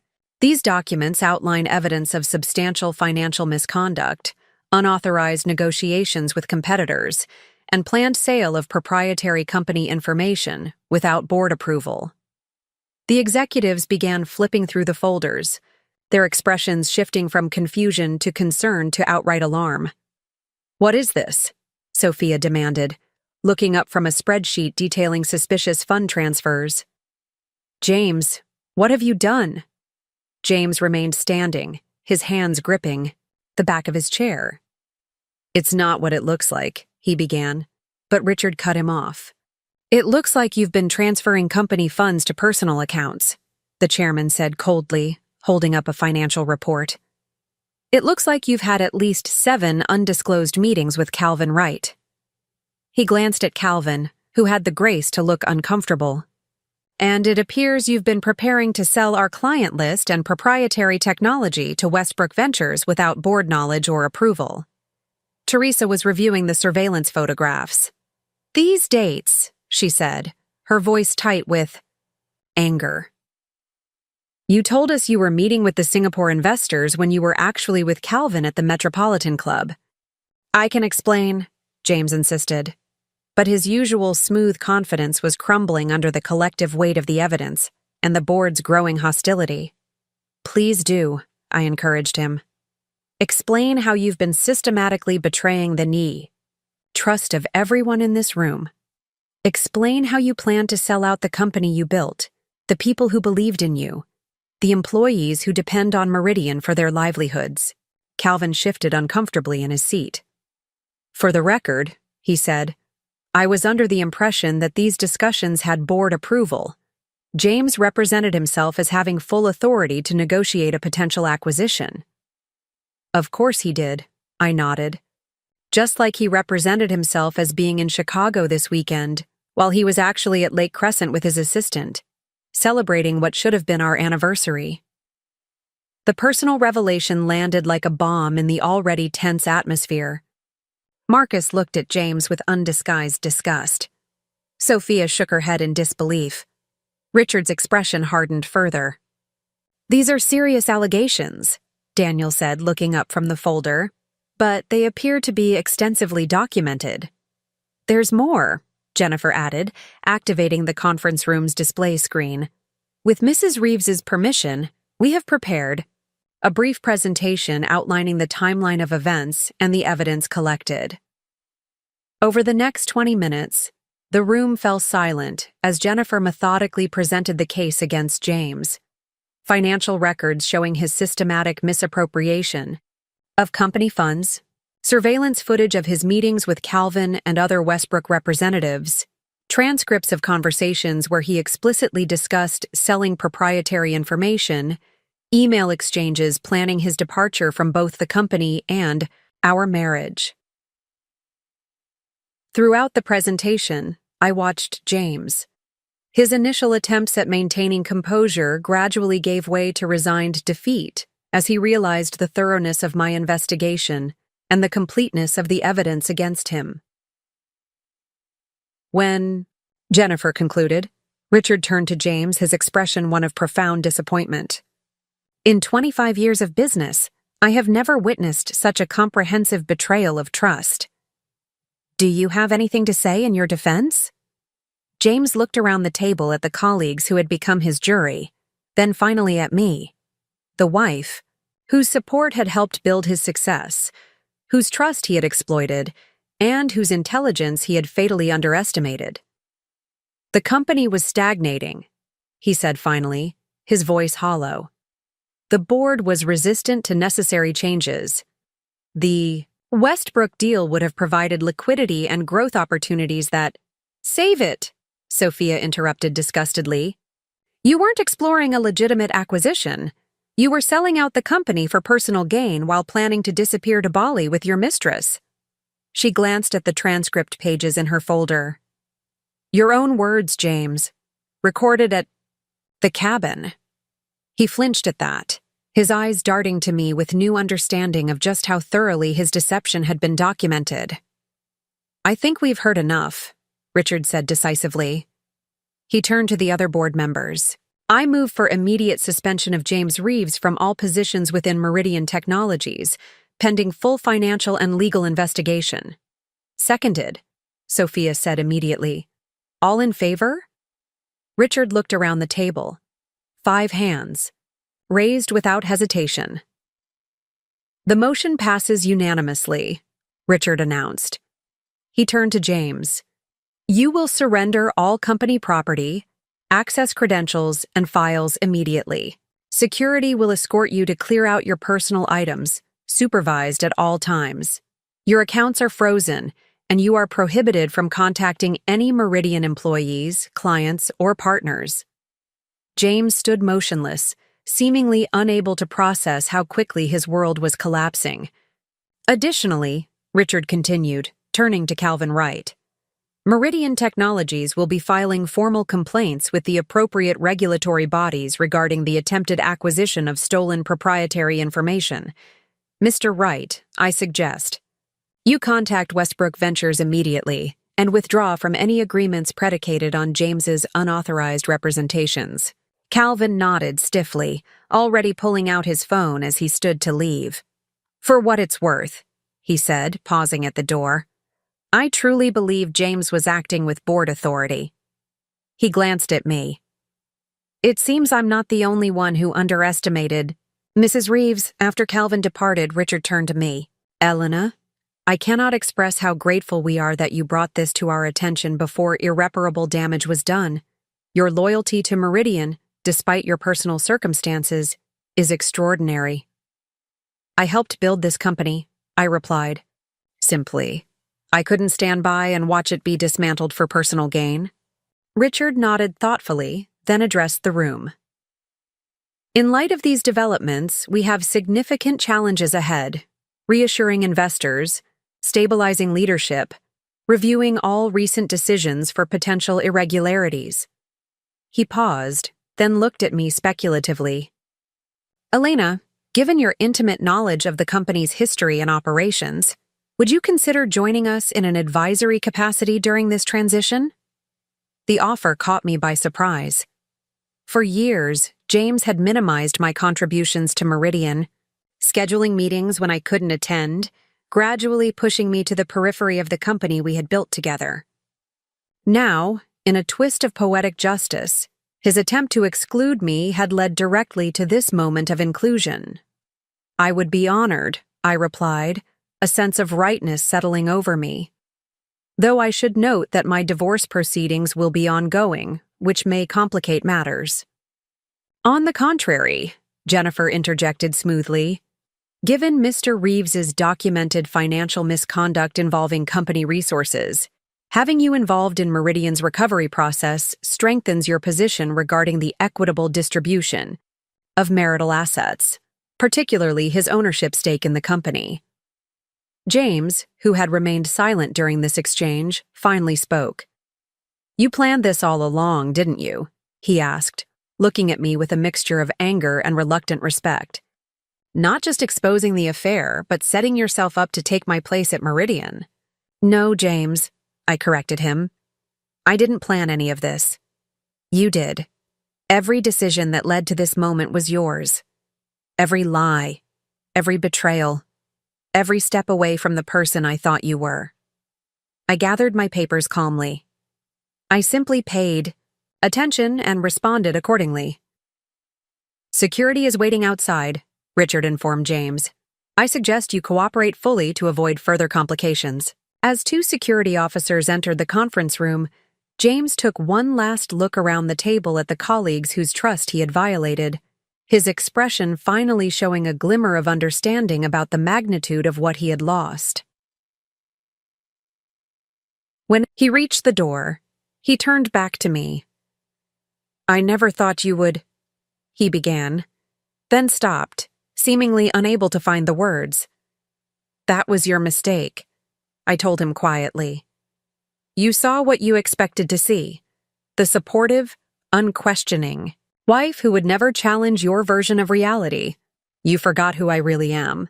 As James was escorted out of the boardroom and out of the company he had built, I felt no triumph, no vindication, no satisfaction in his downfall. What I felt was simpler and more profound, the quiet certainty that justice, however belated, had finally been served. The rest of the meeting focused on damage control and transition planning.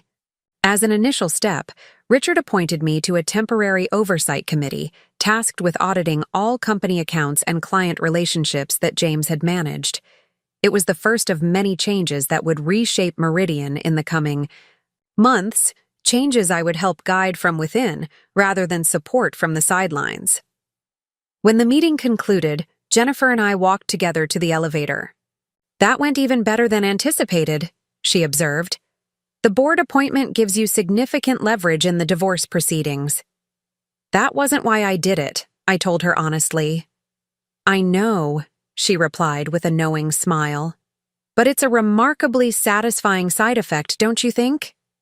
As the elevator doors closed, I caught a glimpse of James being escorted through the lobby, a small box of personal items in his arms, his expression shell-shocked.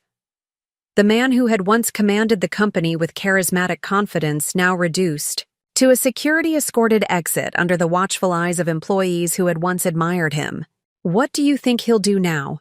Jennifer asked, following my gaze. I don't know, I admitted, and for the first time in 10 years, I don't have to care. Outside the building, the Seattle spring sunshine broke through the morning clouds, casting the city in a fresh, clear light. I took a deep breath, feeling as though I was truly seeing my surroundings and my future for the first time in months. The path ahead would not be easy. The divorce proceedings would be complex, the work at Meridian challenging, the emotional aftermath of betrayal still to be fully processed. But for the first time since I had discovered James's deception, I felt something like optimism stirring within me.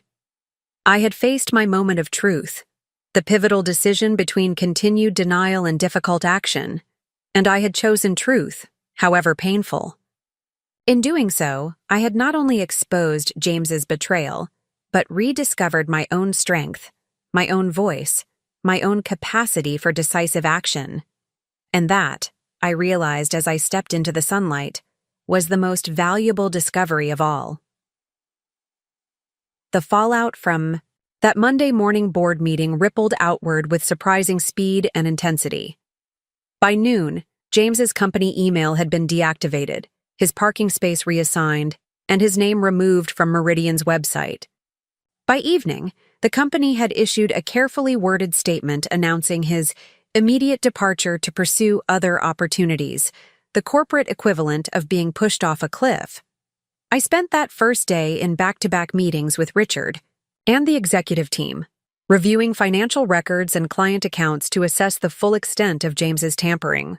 The Westbrook Ventures deal had been more advanced than anyone realized, with preliminary paperwork already drafted and several key client relationships potentially compromised. He was thorough, Sophia observed grimly as we reviewed the documents, retrieved from James's office safe. He's been laying this groundwork for at least 8 months. That tracks with when Olivia was hired, I noted, remembering how James had personally overseen her recruitment despite HR's concerns about her lack of relevant experience. Speaking of Olivia, her resignation letter arrived by courier before the end of the business day. A terse, formal document that made no mention of her relationship with James or her knowledge of his plans.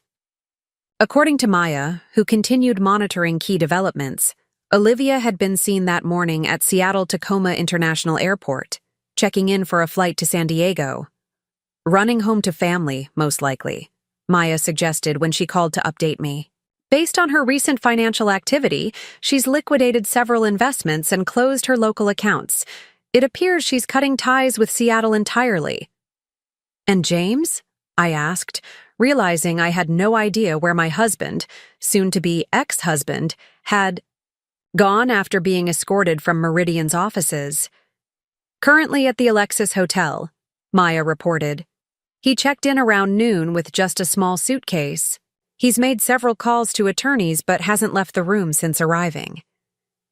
I absorbed this information with a strange detachment. Just days ago, knowing James was at a hotel would have sparked pain and jealousy, assumptions about who he might be with. Now, it was simply data, the movements of a person who had become almost a stranger to me. "Will you continue monitoring him?" I asked Maya. "That depends," she replied carefully. "Are you concerned about your safety or potential retribution?" I considered the question. Not physical safety, no, but given what we've uncovered about his financial maneuvers, I wouldn't put it past him to try hiding assets or accessing accounts. He shouldn't. Understood. We'll maintain basic surveillance through the divorce proceedings, focusing on financial movements rather than personal activities.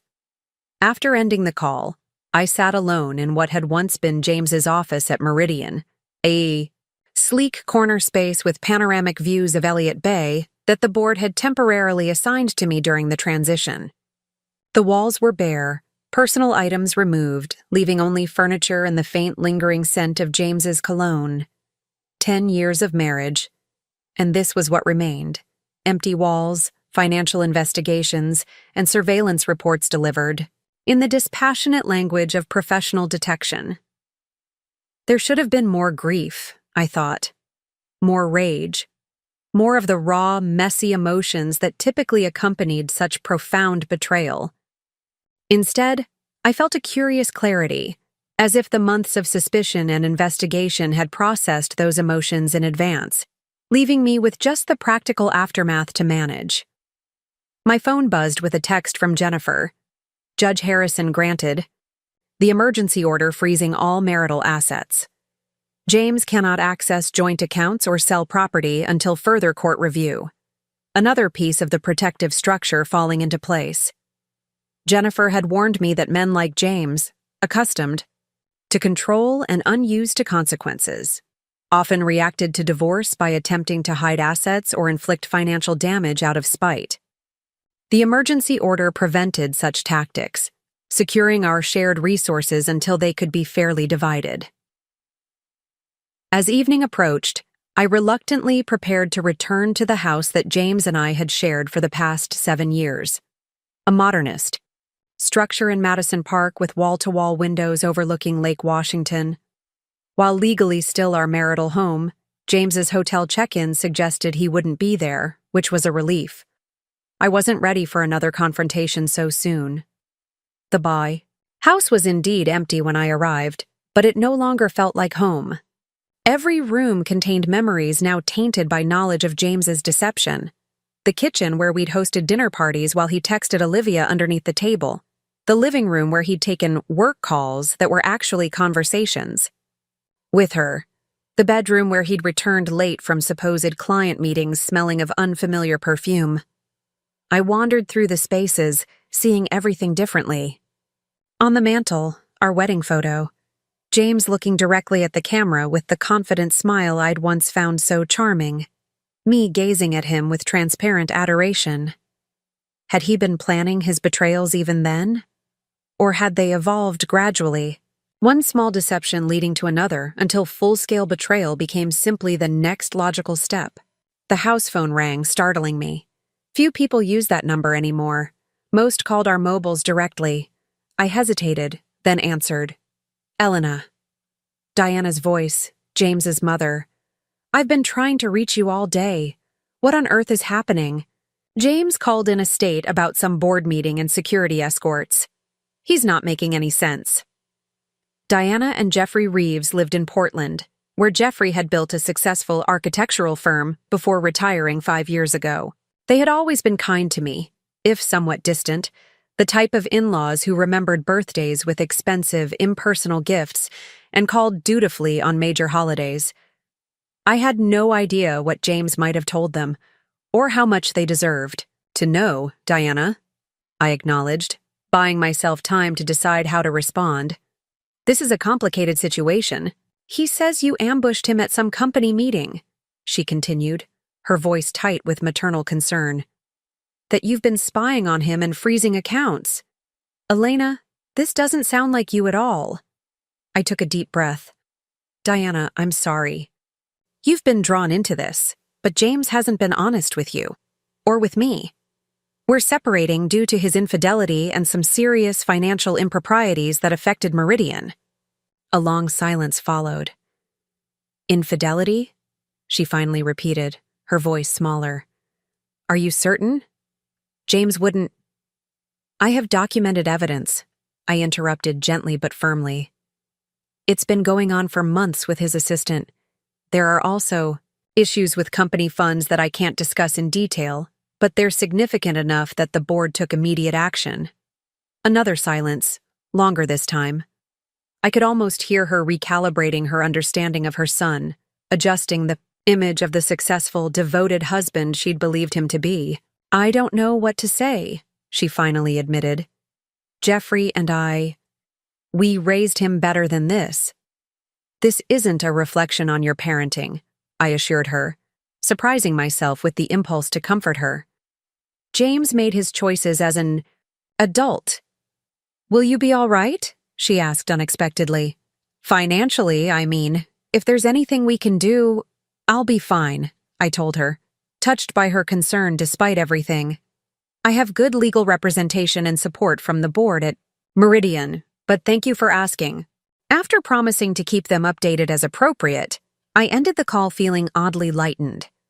Diana's reaction, her immediate concern for my welfare rather than blind defense of her son, was unexpected and oddly validating. My phone buzzed, again with a text, this time from Sarah, my closest friend who had noticed my withdrawal over the past months. Just heard rumors about James leaving Meridian. Are you okay? Can I come over? News traveled fast in Seattle's tech circles. Rather than attempt to explain via text, I simply replied, "Please do. Bring wine." Sarah arrived 45 minutes later with not just wine, but takeout from our favorite Thai restaurant, and a fierce, protective expression that softened into shock as I related the events of the past days, weeks, and months. I knew something was wrong, she said, pouring us each another glass of Pinot Noir as I finished explaining. You've been distant, distracted. But this? Elena, why didn't you tell me what was happening? I needed to be sure first, I explained. And once I was sure, Jennifer advised keeping everything confidential until we had all the evidence secure. The more people who knew, the greater the risk that James would realize I was investigating. Sarah shook her head, processing everything I'd shared. The board meeting must have been incredible. I wish I could have seen his face when he realized what was happening. It wasn't about humiliating him, I clarified, though I understood the sentiment. It was about stopping him from doing more damage. To me, to Meridian, to everyone who trusted him. Still, Sarah insisted, after what he put you through, he deserved to be exposed. And now you're working with the board? That's the ultimate poetic justice. I smiled faintly. It's temporary, just to help with the transition. But yes, there's a certain symmetry to it.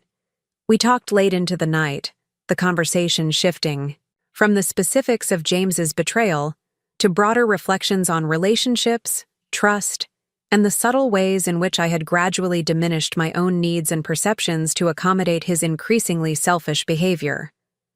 "You know what amazes me," Sarah said as she prepared to leave around midnight. "You did all of this, the investigation, the evidence gathering, the confrontation, without becoming bitter or vengeful. You could have destroyed him completely, but you only exposed what was necessary to protect yourself and the company." Her observation stayed with me after she left, as I moved through the quiet house preparing for bed. Was it restraint that had kept me from seeking more dramatic revenge? Or simply a pragmatic assessment of what would best serve my interests in the long run? Whatever the reason, I was grateful not to be carrying the additional burden of vindictive actions I might later regret. The consequences James faced, professional disgrace, divorce, potential legal repercussions, were entirely of his own making, the natural results of his choices rather than punishments I had engineered. The next morning brought a flurry of developments. Jennifer called early to inform me that James had retained Brandon Mitchell, a divorce attorney known for aggressive tactics and publicity-seeking behavior. "This suggests he's preparing for a contentious process," Jennifer warned, "possibly looking to spin media narratives or pressure you through public scrutiny." "Let him try," I replied, unconcerned. "The evidence speaks for itself." At Meridian, the executive team was working to contact key clients who might have been approached by James or Calvin regarding the unauthorized Westbrook deal. Most expressed shock, but ultimately renewed their commitment to Meridian once the situation was explained. "The Smith account was wobbly," Richard reported during our midday meeting. "But Sophia walked them through the security upgrades we're implementing, and they've agreed to stay at least through the next quarter." By Wednesday, 3 days after the board meeting, the initial crisis management phase was transitioning into more strategic recovery planning. The board approved a comprehensive financial audit, appointed an interim CEO from within the company, and formally extended my advisory role for 6 months. Meanwhile, James had begun a calculated media campaign, giving an exclusive interview to a sympathetic business journalist who portrayed him as the victim of a coordinated corporate coup, engineered by a vindictive spouse with personal grievances. The article carefully avoided any direct accusations that might constitute defamation, but painted him as an innovative leader whose vision had been too progressive for Meridian's conservative board. "Should we respond?" Richard asked during our afternoon call. "No," I said decisively. "Engaging would only extend the news cycle. The audit results will speak for themselves when completed." Jennifer agreed with this approach when I consulted her. "Let him generate headlines now," she advised. "Our focus is on the legal process, where evidence matters more than public relations." That evidence continued to grow as the forensic accounting team dug deeper into James's financial activities. By Friday, they had identified nearly $300,000 in misappropriated funds, carefully disguised as legitimate business expenses, but actually used for personal purposes, including the diamond bracelet for Olivia, weekend getaways documented as client, meetings and substantial cash withdrawals justified with fabricated receipts. "Each new discovery strengthens our position," Jennifer noted during our end-of-week meeting. "The judge has scheduled our initial hearing for next Thursday. Based on the evidence compiled, I'm confident we'll secure very favorable temporary orders regarding support and asset preservation." As Friday evening approached, I found myself facing the first weekend of my new reality. No pretense of a marriage to maintain, no husband whose movements needed tracking, no strategic plans to implement. Just time alone with my thoughts in a house that no longer felt like home. The prospect was both liberating and terrifying. For so long, my focus had been external, documenting James's betrayal, planning my response, executing that plan with strategic precision. Now, with those immediate goals accomplished, I would need to confront the deeper emotional aftermath and begin imagining a future I had never anticipated. As I prepared to leave Meridian's offices, my phone buzzed with a text from an unknown number. "You think you've won. This isn't over." James, presumably using a new phone since his regular number was known to me. I showed the message to Maya, who happened to be delivering her weekly surveillance update. Typical, she observed, unsurprised. When men like James lose control of a situation, they often resort to vague threats to restore their sense of power. Would you like me to have someone keep an eye on the house this weekend? I considered the offer, then shook my head. No, he's trying to intimidate me, but he's not stupid enough to do anything that would further damage his position legally. Still, Maya advised, document the message and any others you receive, and perhaps stay with a friend this weekend. Just as a precaution. I nodded, appreciating her concern, but knew I wouldn't take that last suggestion. I needed to face the empty house, the remnants of the life I had believed in, and begin the process of deciding what to keep and what to leave behind, both literally and figuratively. As I drove home through Seattle's Friday evening traffic, I reflected on the extraordinary week that had transformed my life completely. In just 5 days, I had gone from the supportive wife living with painful suspicions to a soon-to-be divorced woman with a strategic role at Meridian Technologies and a clear-eyed understanding of exactly who James Reeves really was. The consequences of his actions were still unfolding, rippling outward to affect his reputation, his career, his relationships with family and colleagues. Those consequences would continue to develop in the coming weeks and months through legal proceedings, financial, investigations, and professional repercussions. But for the first time since I had discovered his betrayal, I was no longer focused on James's story. I was ready to begin writing my own. 3 months after that fateful weekend at Lake Crescent, I sat in Judge Harriet Sanderson's courtroom, listening as she delivered her ruling on the financial aspects of my divorce from James. The proceedings had been contentious, but mercifully brief, thanks to the mountain of evidence Jennifer had assembled. Having reviewed all submitted documents and testimony, Judge Sanderson announced, her voice clear and authoritative, this court finds compelling evidence of systematic financial misconduct and deliberate attempts to hide marital assets by the respondent, James Reeves. Jennifer squeezed my hand under the table, a small gesture of triumph. Across the aisle, James sat stiffly beside Brandon Mitchell, his expression carefully neutral despite the devastating ruling unfolding before him. Therefore, the judge continued, in addition to the equitable division of all identified marital assets, the court awards Mrs. Reeves 50% of Mr. Reeves's ownership stake in Meridian Technologies, to be transferred as direct shares rather than cash value. This was the outcome we had hoped for, but hadn't dared count on. Direct ownership of Meridian shares rather than a cash buyout that James could potentially manipulate or delay. With this ruling, I would become one of the largest individual shareholders in the company I had helped build. Furthermore, Judge Sanderson added, reviewing her notes, given the documented misuse of marital funds for personal expenses related to his extramarital relationship, Mr. Reeves will be responsible for all legal fees incurred by Mrs. Reeves during these proceedings. I didn't look at James, though I could feel his eyes on me. Instead, I focused on maintaining the same calm composure I had cultivated throughout the divorce process, neither gloating in victory nor showing vulnerability in his presence.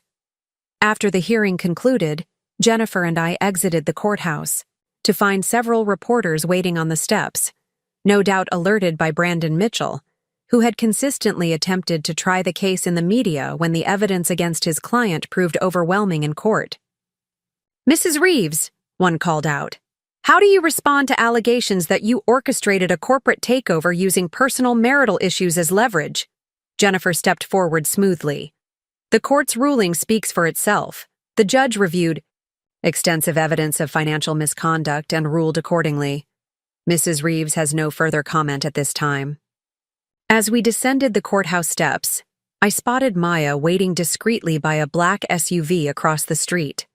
She had continued working with me throughout the divorce proceedings, shifting from investigator to security consultant as James's behavior became increasingly unpredictable. Congratulations, she said simply as we approached. The ruling was everything we hoped for? Everything and more, Jennifer confirmed, her professional restraint giving way to genuine satisfaction. Harriet didn't leave a single loose end for Mitchell to exploit on appeal. Maya nodded approvingly, opening the vehicle door. Your dinner reservation is confirmed for 7:00. The restaurant has been informed that privacy is a priority. The celebration dinner had been Jennifer's idea, a small gathering of the people who had supported me through the divorce process, scheduled for after the final ruling regardless of outcome. Now it would be a true celebration rather than a consolation. Will you join us? I asked Maya, who had become more than just a professional resource during these challenging months. She smiled but shook her head. I have another client this evening, but I appreciate the invitation. As we drove away from the courthouse, I watched Seattle's familiar skyline take shape against the summer sky. So much had changed in 3 months, yet the city remained the same. The Space Needle rising above the buildings, Mount Rainier visible in the distance on clear days, Elliott Bay sparkling in the afternoon sun. I had changed too in ways both obvious and subtle. The external transformations were easy to catalog. I had moved from the Madison Park house into a downtown apartment overlooking the water. I had accepted a permanent position on Meridian's executive team as Director of Corporate Ethics and Governance, a new role created in the wake of James's departure. I had even changed my appearance, cutting my long hair into a sleek bob that felt like shedding an outdated version of myself. The internal changes were harder to articulate, but more profound. The woman who had spent years accommodating James's needs at the expense of her own, who had ignored warning signs and suppressed her intuition to preserve a failing marriage, who had shrunk herself to fit into the narrative he constructed, that woman was gone. In her place was someone more deliberate, more certain of her own perceptions, more willing to prioritize truth over comfort. Someone who had faced betrayal and emerged not just intact, but strengthened by the experience. Penny for your thoughts? Jennifer asked, noticing my contemplative silence. I was just thinking about how different everything is from a year ago, I replied. Last summer I was planning our 10th anniversary celebration, completely unaware of what was happening right in front of me. And now you're a free woman with an executive position, substantial assets, and the satisfaction of knowing you handled an impossible situation with remarkable grace, Jennifer completed. Not to mention the look on James's face when the judge awarded you direct shares in Meridian. That alone was worth my fee. I smiled at her attempt to lighten the mood. I wasn't watching him. How did he look? Like a man who suddenly realized that the chess match he thought he was winning had been lost 6 moves ago, Jennifer replied with professional satisfaction. Mitchell had clearly assured him that the share transfer wouldn't happen. The cash value maybe, but not direct ownership. The share transfer was particularly significant because of Meridian's current situation. In the months following James's departure, the company had not just survived, but thrived. The audit had uncovered and corrected numerous inefficiencies in James's management. Key client relationships had been strengthened under more attentive leadership. New security protocols had been implemented to prevent future vulnerabilities. Most notably, Meridian had recently received a legitimate acquisition offer from a major tech conglomerate, one that valued the company at nearly twice what Westbrook Ventures had been prepared to pay in James's secretive deal. If approved by shareholders, the acquisition would make even minority stakeholders like me quite wealthy. Has James made any further attempts to contact you? Jennifer asked as we neared my apartment building. Not since the restraining order, I confirmed. After several weeks of escalating messages, beginning with vague threats and progressing to explicit accusations, James had crossed a line by appearing at my new apartment unannounced and attempting to force his way past security. The resulting temporary restraining order had finally given him pause, particularly when the judge warned that any violations could impact the financial settlement. Good. Let's hope today's ruling gives him the closure he needs to move on. Jennifer's tone suggested she didn't find this particularly likely, but was willing to be optimistic. After confirming the dinner details, I said goodbye to Jennifer and headed up to my apartment to change before the evening's celebration. The space was still somewhat minimally furnished. I had left most of our shared possessions in the Madison Park house, preferring to start fresh rather than surround myself with reminders of my marriage. The apartment's clean lines and open layout suited my current preferences perfectly.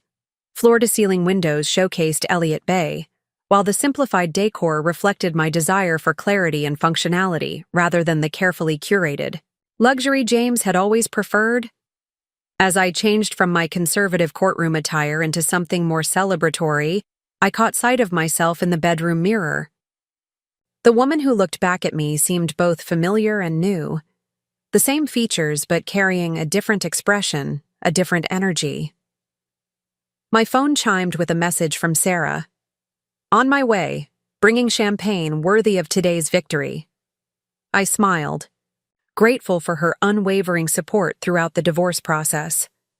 She had been there for the difficult moments, the days when doubt crept in, the nights when the enormity of starting over felt overwhelming, the painful process of explaining the situation to mutual friends who struggled to reconcile the charming James they knew with the man revealed by the evidence.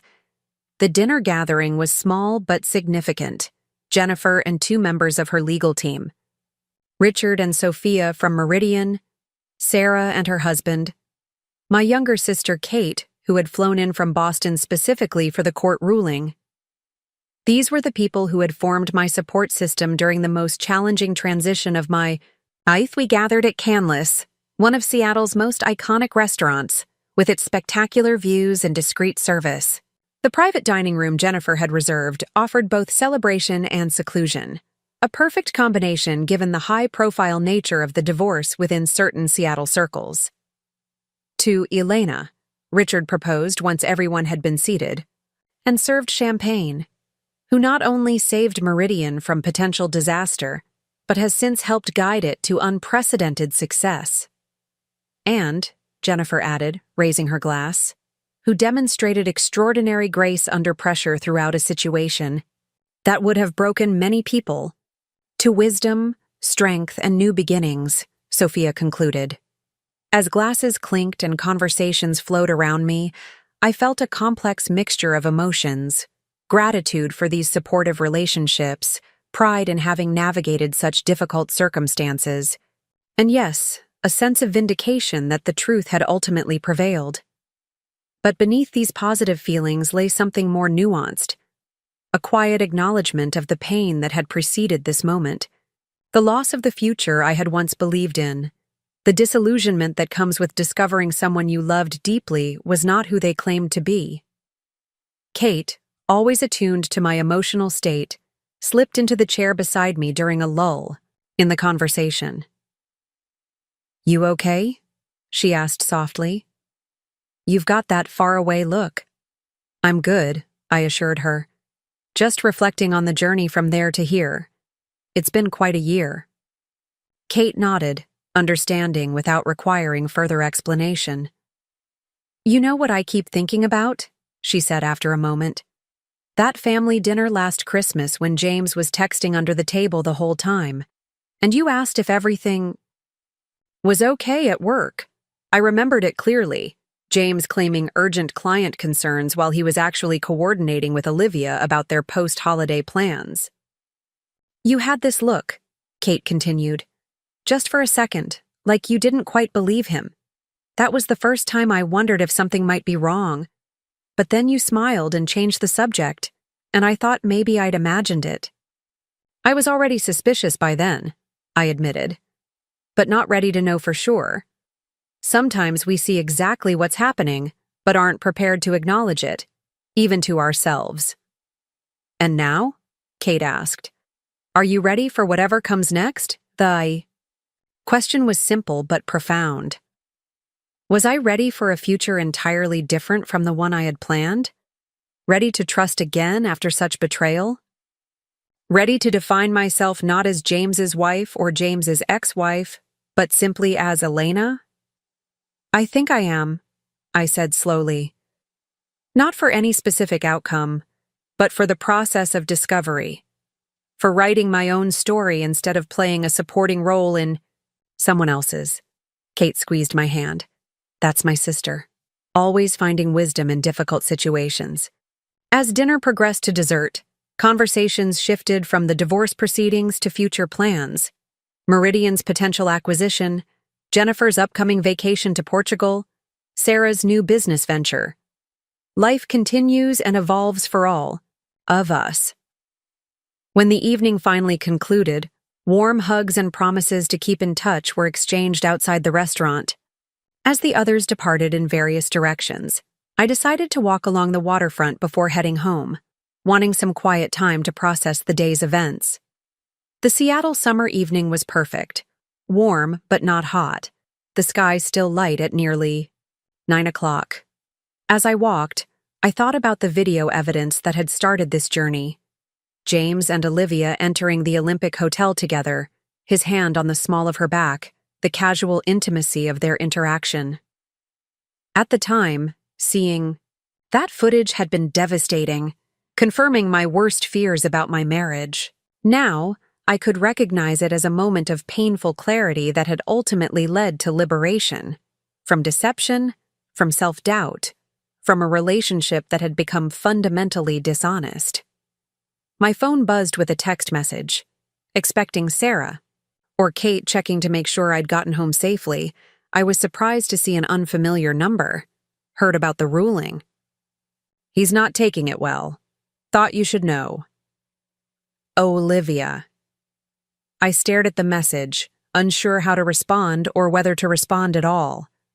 After the initial confrontation at Lake Crescent, she had disappeared from Seattle, reportedly returning to her hometown in California. What was she trying to communicate with this cryptic warning? Before I could decide, another message appeared. I'm sorry for my part in all this. I believed what he told me about your marriage, about you. I was wrong. An apology I hadn't expected, and wasn't sure I needed. What could I possibly say in response? That I forgave her? That seemed premature and perhaps insincere. That I understood how James could be persuasive, manipulative even? That felt too much like absolving her of responsibility. In the end, I simply replied, "Thank you for letting me know." Simple, neutral, neither accepting her apology nor rejecting it. An acknowledgement without engagement. Then I blocked the number, not out of lingering anger, but because that chapter of my life was closed. Whatever relationship James and Olivia had or hadn't maintained was no longer my concern. As I continued my walk along the waterfront, I realized that today's court ruling represented more than just the formal end of my marriage or a favorable financial settlement. It marked the conclusion of a chapter defined by James's betrayal and my response to it. The past year had been a masterclass in difficult truths about my marriage, about James, about myself. I had learned that intuition deserves respect, that red flags don't disappear when ignored, that silence can sometimes be strategic rather than submissive. Most importantly, I had discovered my own capacity for decisive action in the face of betrayal. Rather than allowing myself to be defined as a victim of James's deception, I had chosen to respond with clarity, purpose, and ultimately, dignity. The waterfront path curved around the bay, offering a panoramic view of the Seattle skyline now, beginning to light up against the darkening sky. I paused, taking in the familiar yet ever-changing vista. This was what vindication felt like, I realized. Not triumph over James or satisfaction in his downfall, but something quieter and more profound. The deep, settled certainty that I had faced an impossible situation with integrity and emerged, stronger for the experience. Whatever came next, new relationships, new challenges, new opportunities, I would approach with the wisdom gained from this journey. Not with suspicion or cynicism, but with clearer eyes and a deeper understanding of both others and myself. As I turned toward home, I felt something I hadn't expected to feel on this day that formally ended my marriage: anticipation. For the first time in longer than I could remember, I was genuinely curious about what tomorrow might bring. 1 year to the day after I confronted James at Lake Crescent, I stood at the podium in Meridian Technologies' newly renovated headquarters, addressing the assembled employees, board members, and media representatives. The occasion was momentous, the official announcement of Meridian's acquisition by Telarus Global, a technology leader whose resources and reach would amplify Meridian's innovations worldwide. Today marks not just a corporate milestone, but the culmination of many people's vision, dedication, and resilience.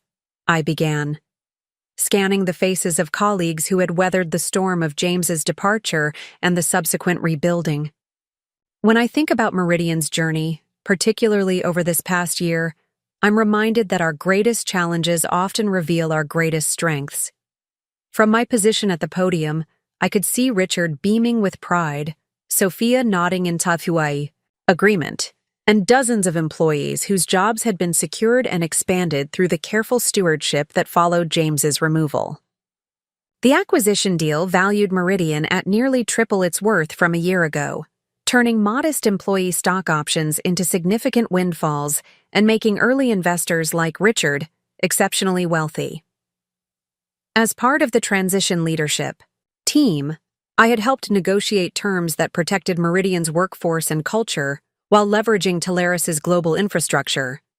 My role as Director of Corporate Ethics and Governance would continue in the merged organization, expanded to oversee compliance across North American operations. When we face unexpected disruptions, whether personal or professional, we have a choice, I continued. We can allow those disruptions to define us, or we can use them as catalysts for meaningful growth and transformation.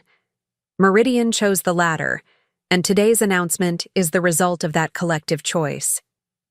The irony wasn't lost on me that, exactly 1 year ago, I had been setting up surveillance cameras in a lakeside cabin, preparing to confront my husband's betrayal. Now I stood before a gathering of business leaders, helping to shape the future of the company he had nearly destroyed. After concluding my remarks, I joined Richard and the Telarus executives for the ceremonial signing and photographs. As cameras flashed and hands were shaken, I caught sight of a familiar face at the back of the room, Maya Sullivan, dressed in business attire rather than her usual understated surveillance clothes. I made my way to her when the formalities concluded. "This is a surprise. I didn't realize you were on the guest list." "Professional curiosity," she replied with her characteristic slight smile. "I like to see how my cases resolve long-term. Not all of them have such definitively positive outcomes." We moved to a quieter corner as the reception continued around us. "Have you heard anything about James recently?" I asked, realizing I hadn't thought about him in weeks. "Professionally or personally?" "Either," I admitted. "I've been so focused on the acquisition that I haven't kept track." Maya nodded thoughtfully. "Professionally, he's struggled. The financial penalties from the divorce and the reputation damage from the Meridian situation have limited his options. He tried consulting for a while, then took a mid-level position with a startup in Austin, significantly below his previous status. He's been there about 4 months now." I absorbed this information without the emotional punch it might have delivered a year ago.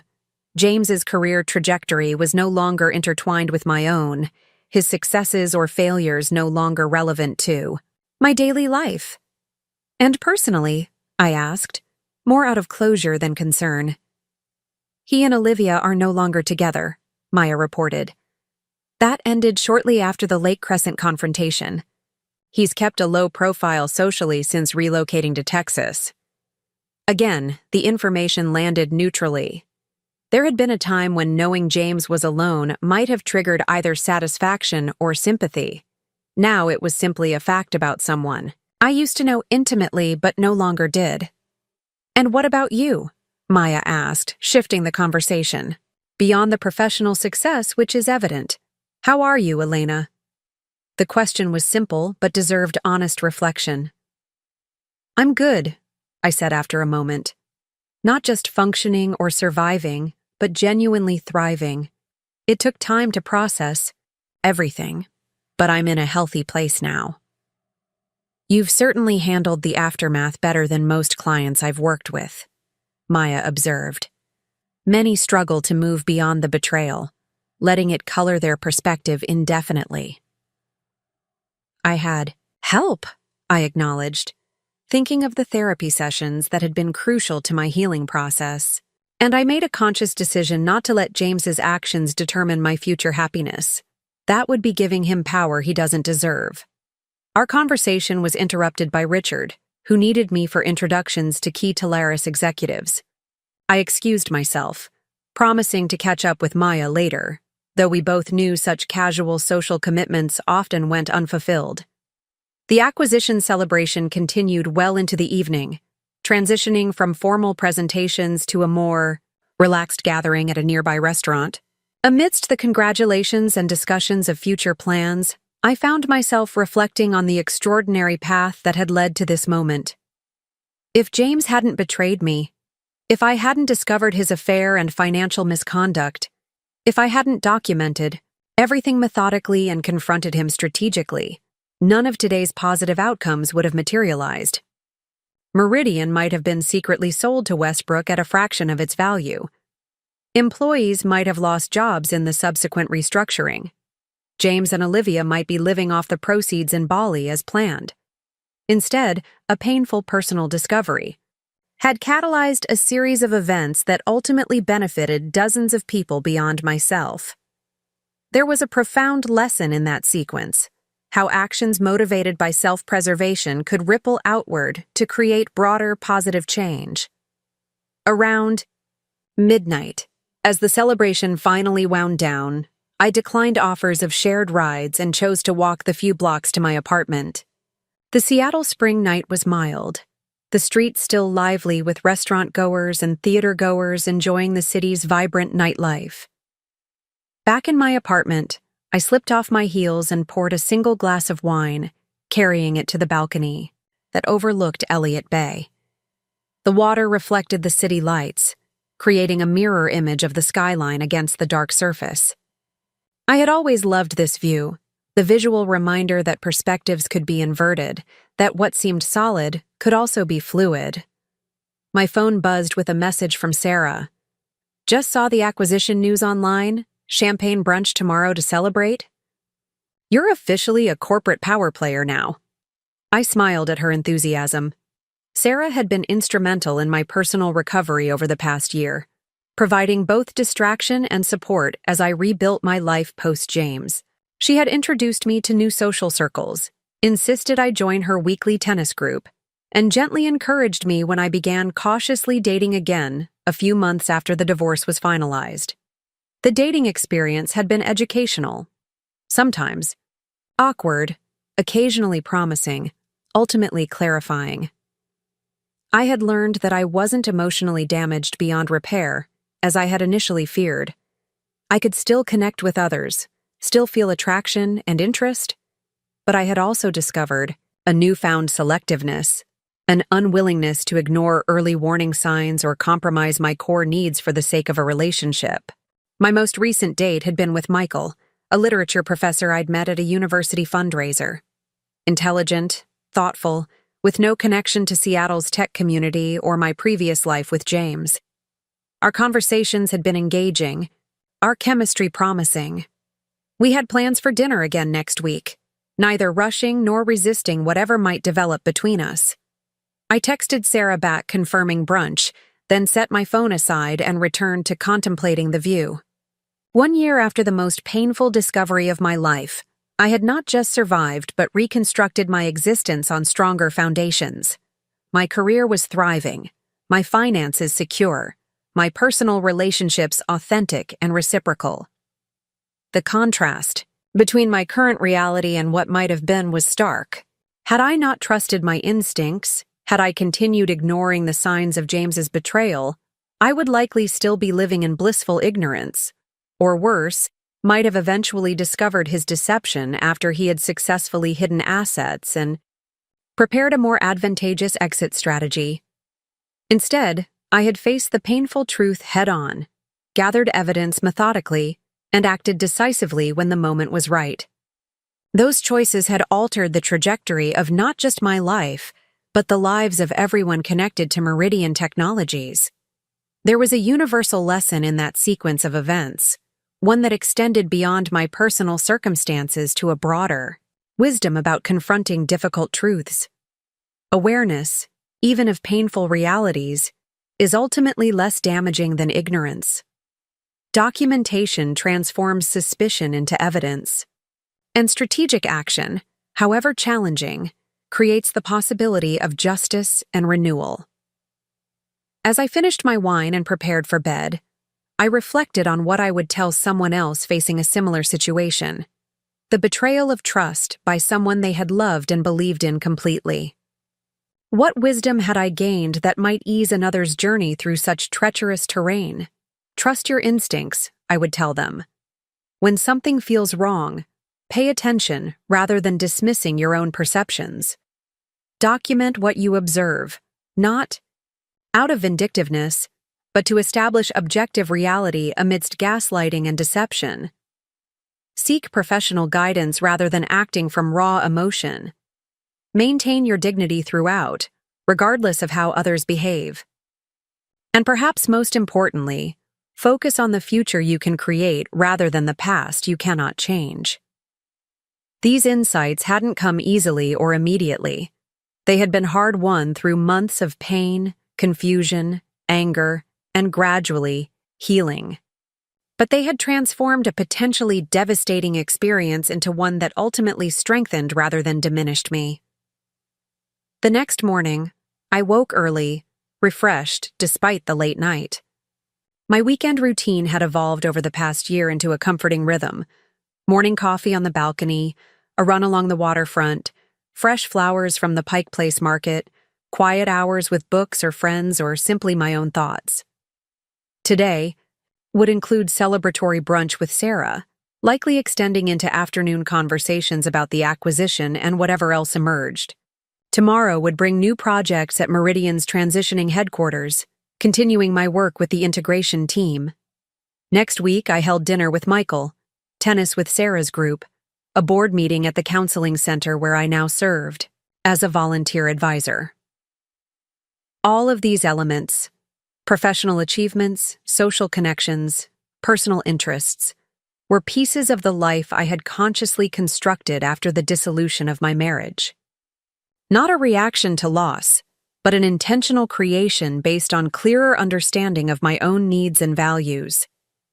This was perhaps the most profound impact of confronting James's betrayal: the opportunity to re-examine everything I had accepted without question during our marriage and determine which elements truly served my authentic self. As I prepared for the day ahead, I caught sight of my reflection in the bedroom mirror.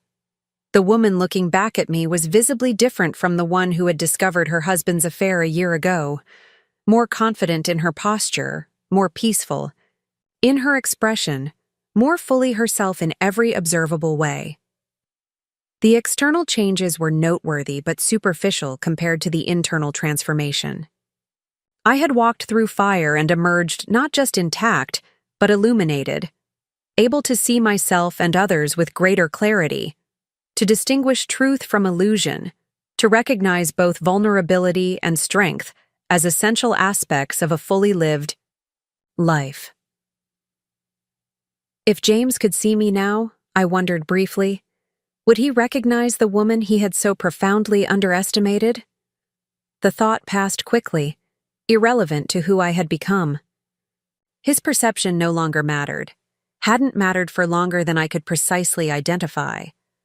What mattered was the life spread before me, rich with possibilities I was now equipped to recognize and pursue.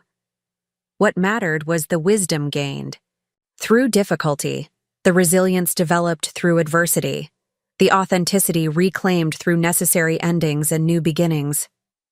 As I stepped out into the bright Seattle morning, I carried this understanding not as a burden of past pain, but as a compass for future navigation.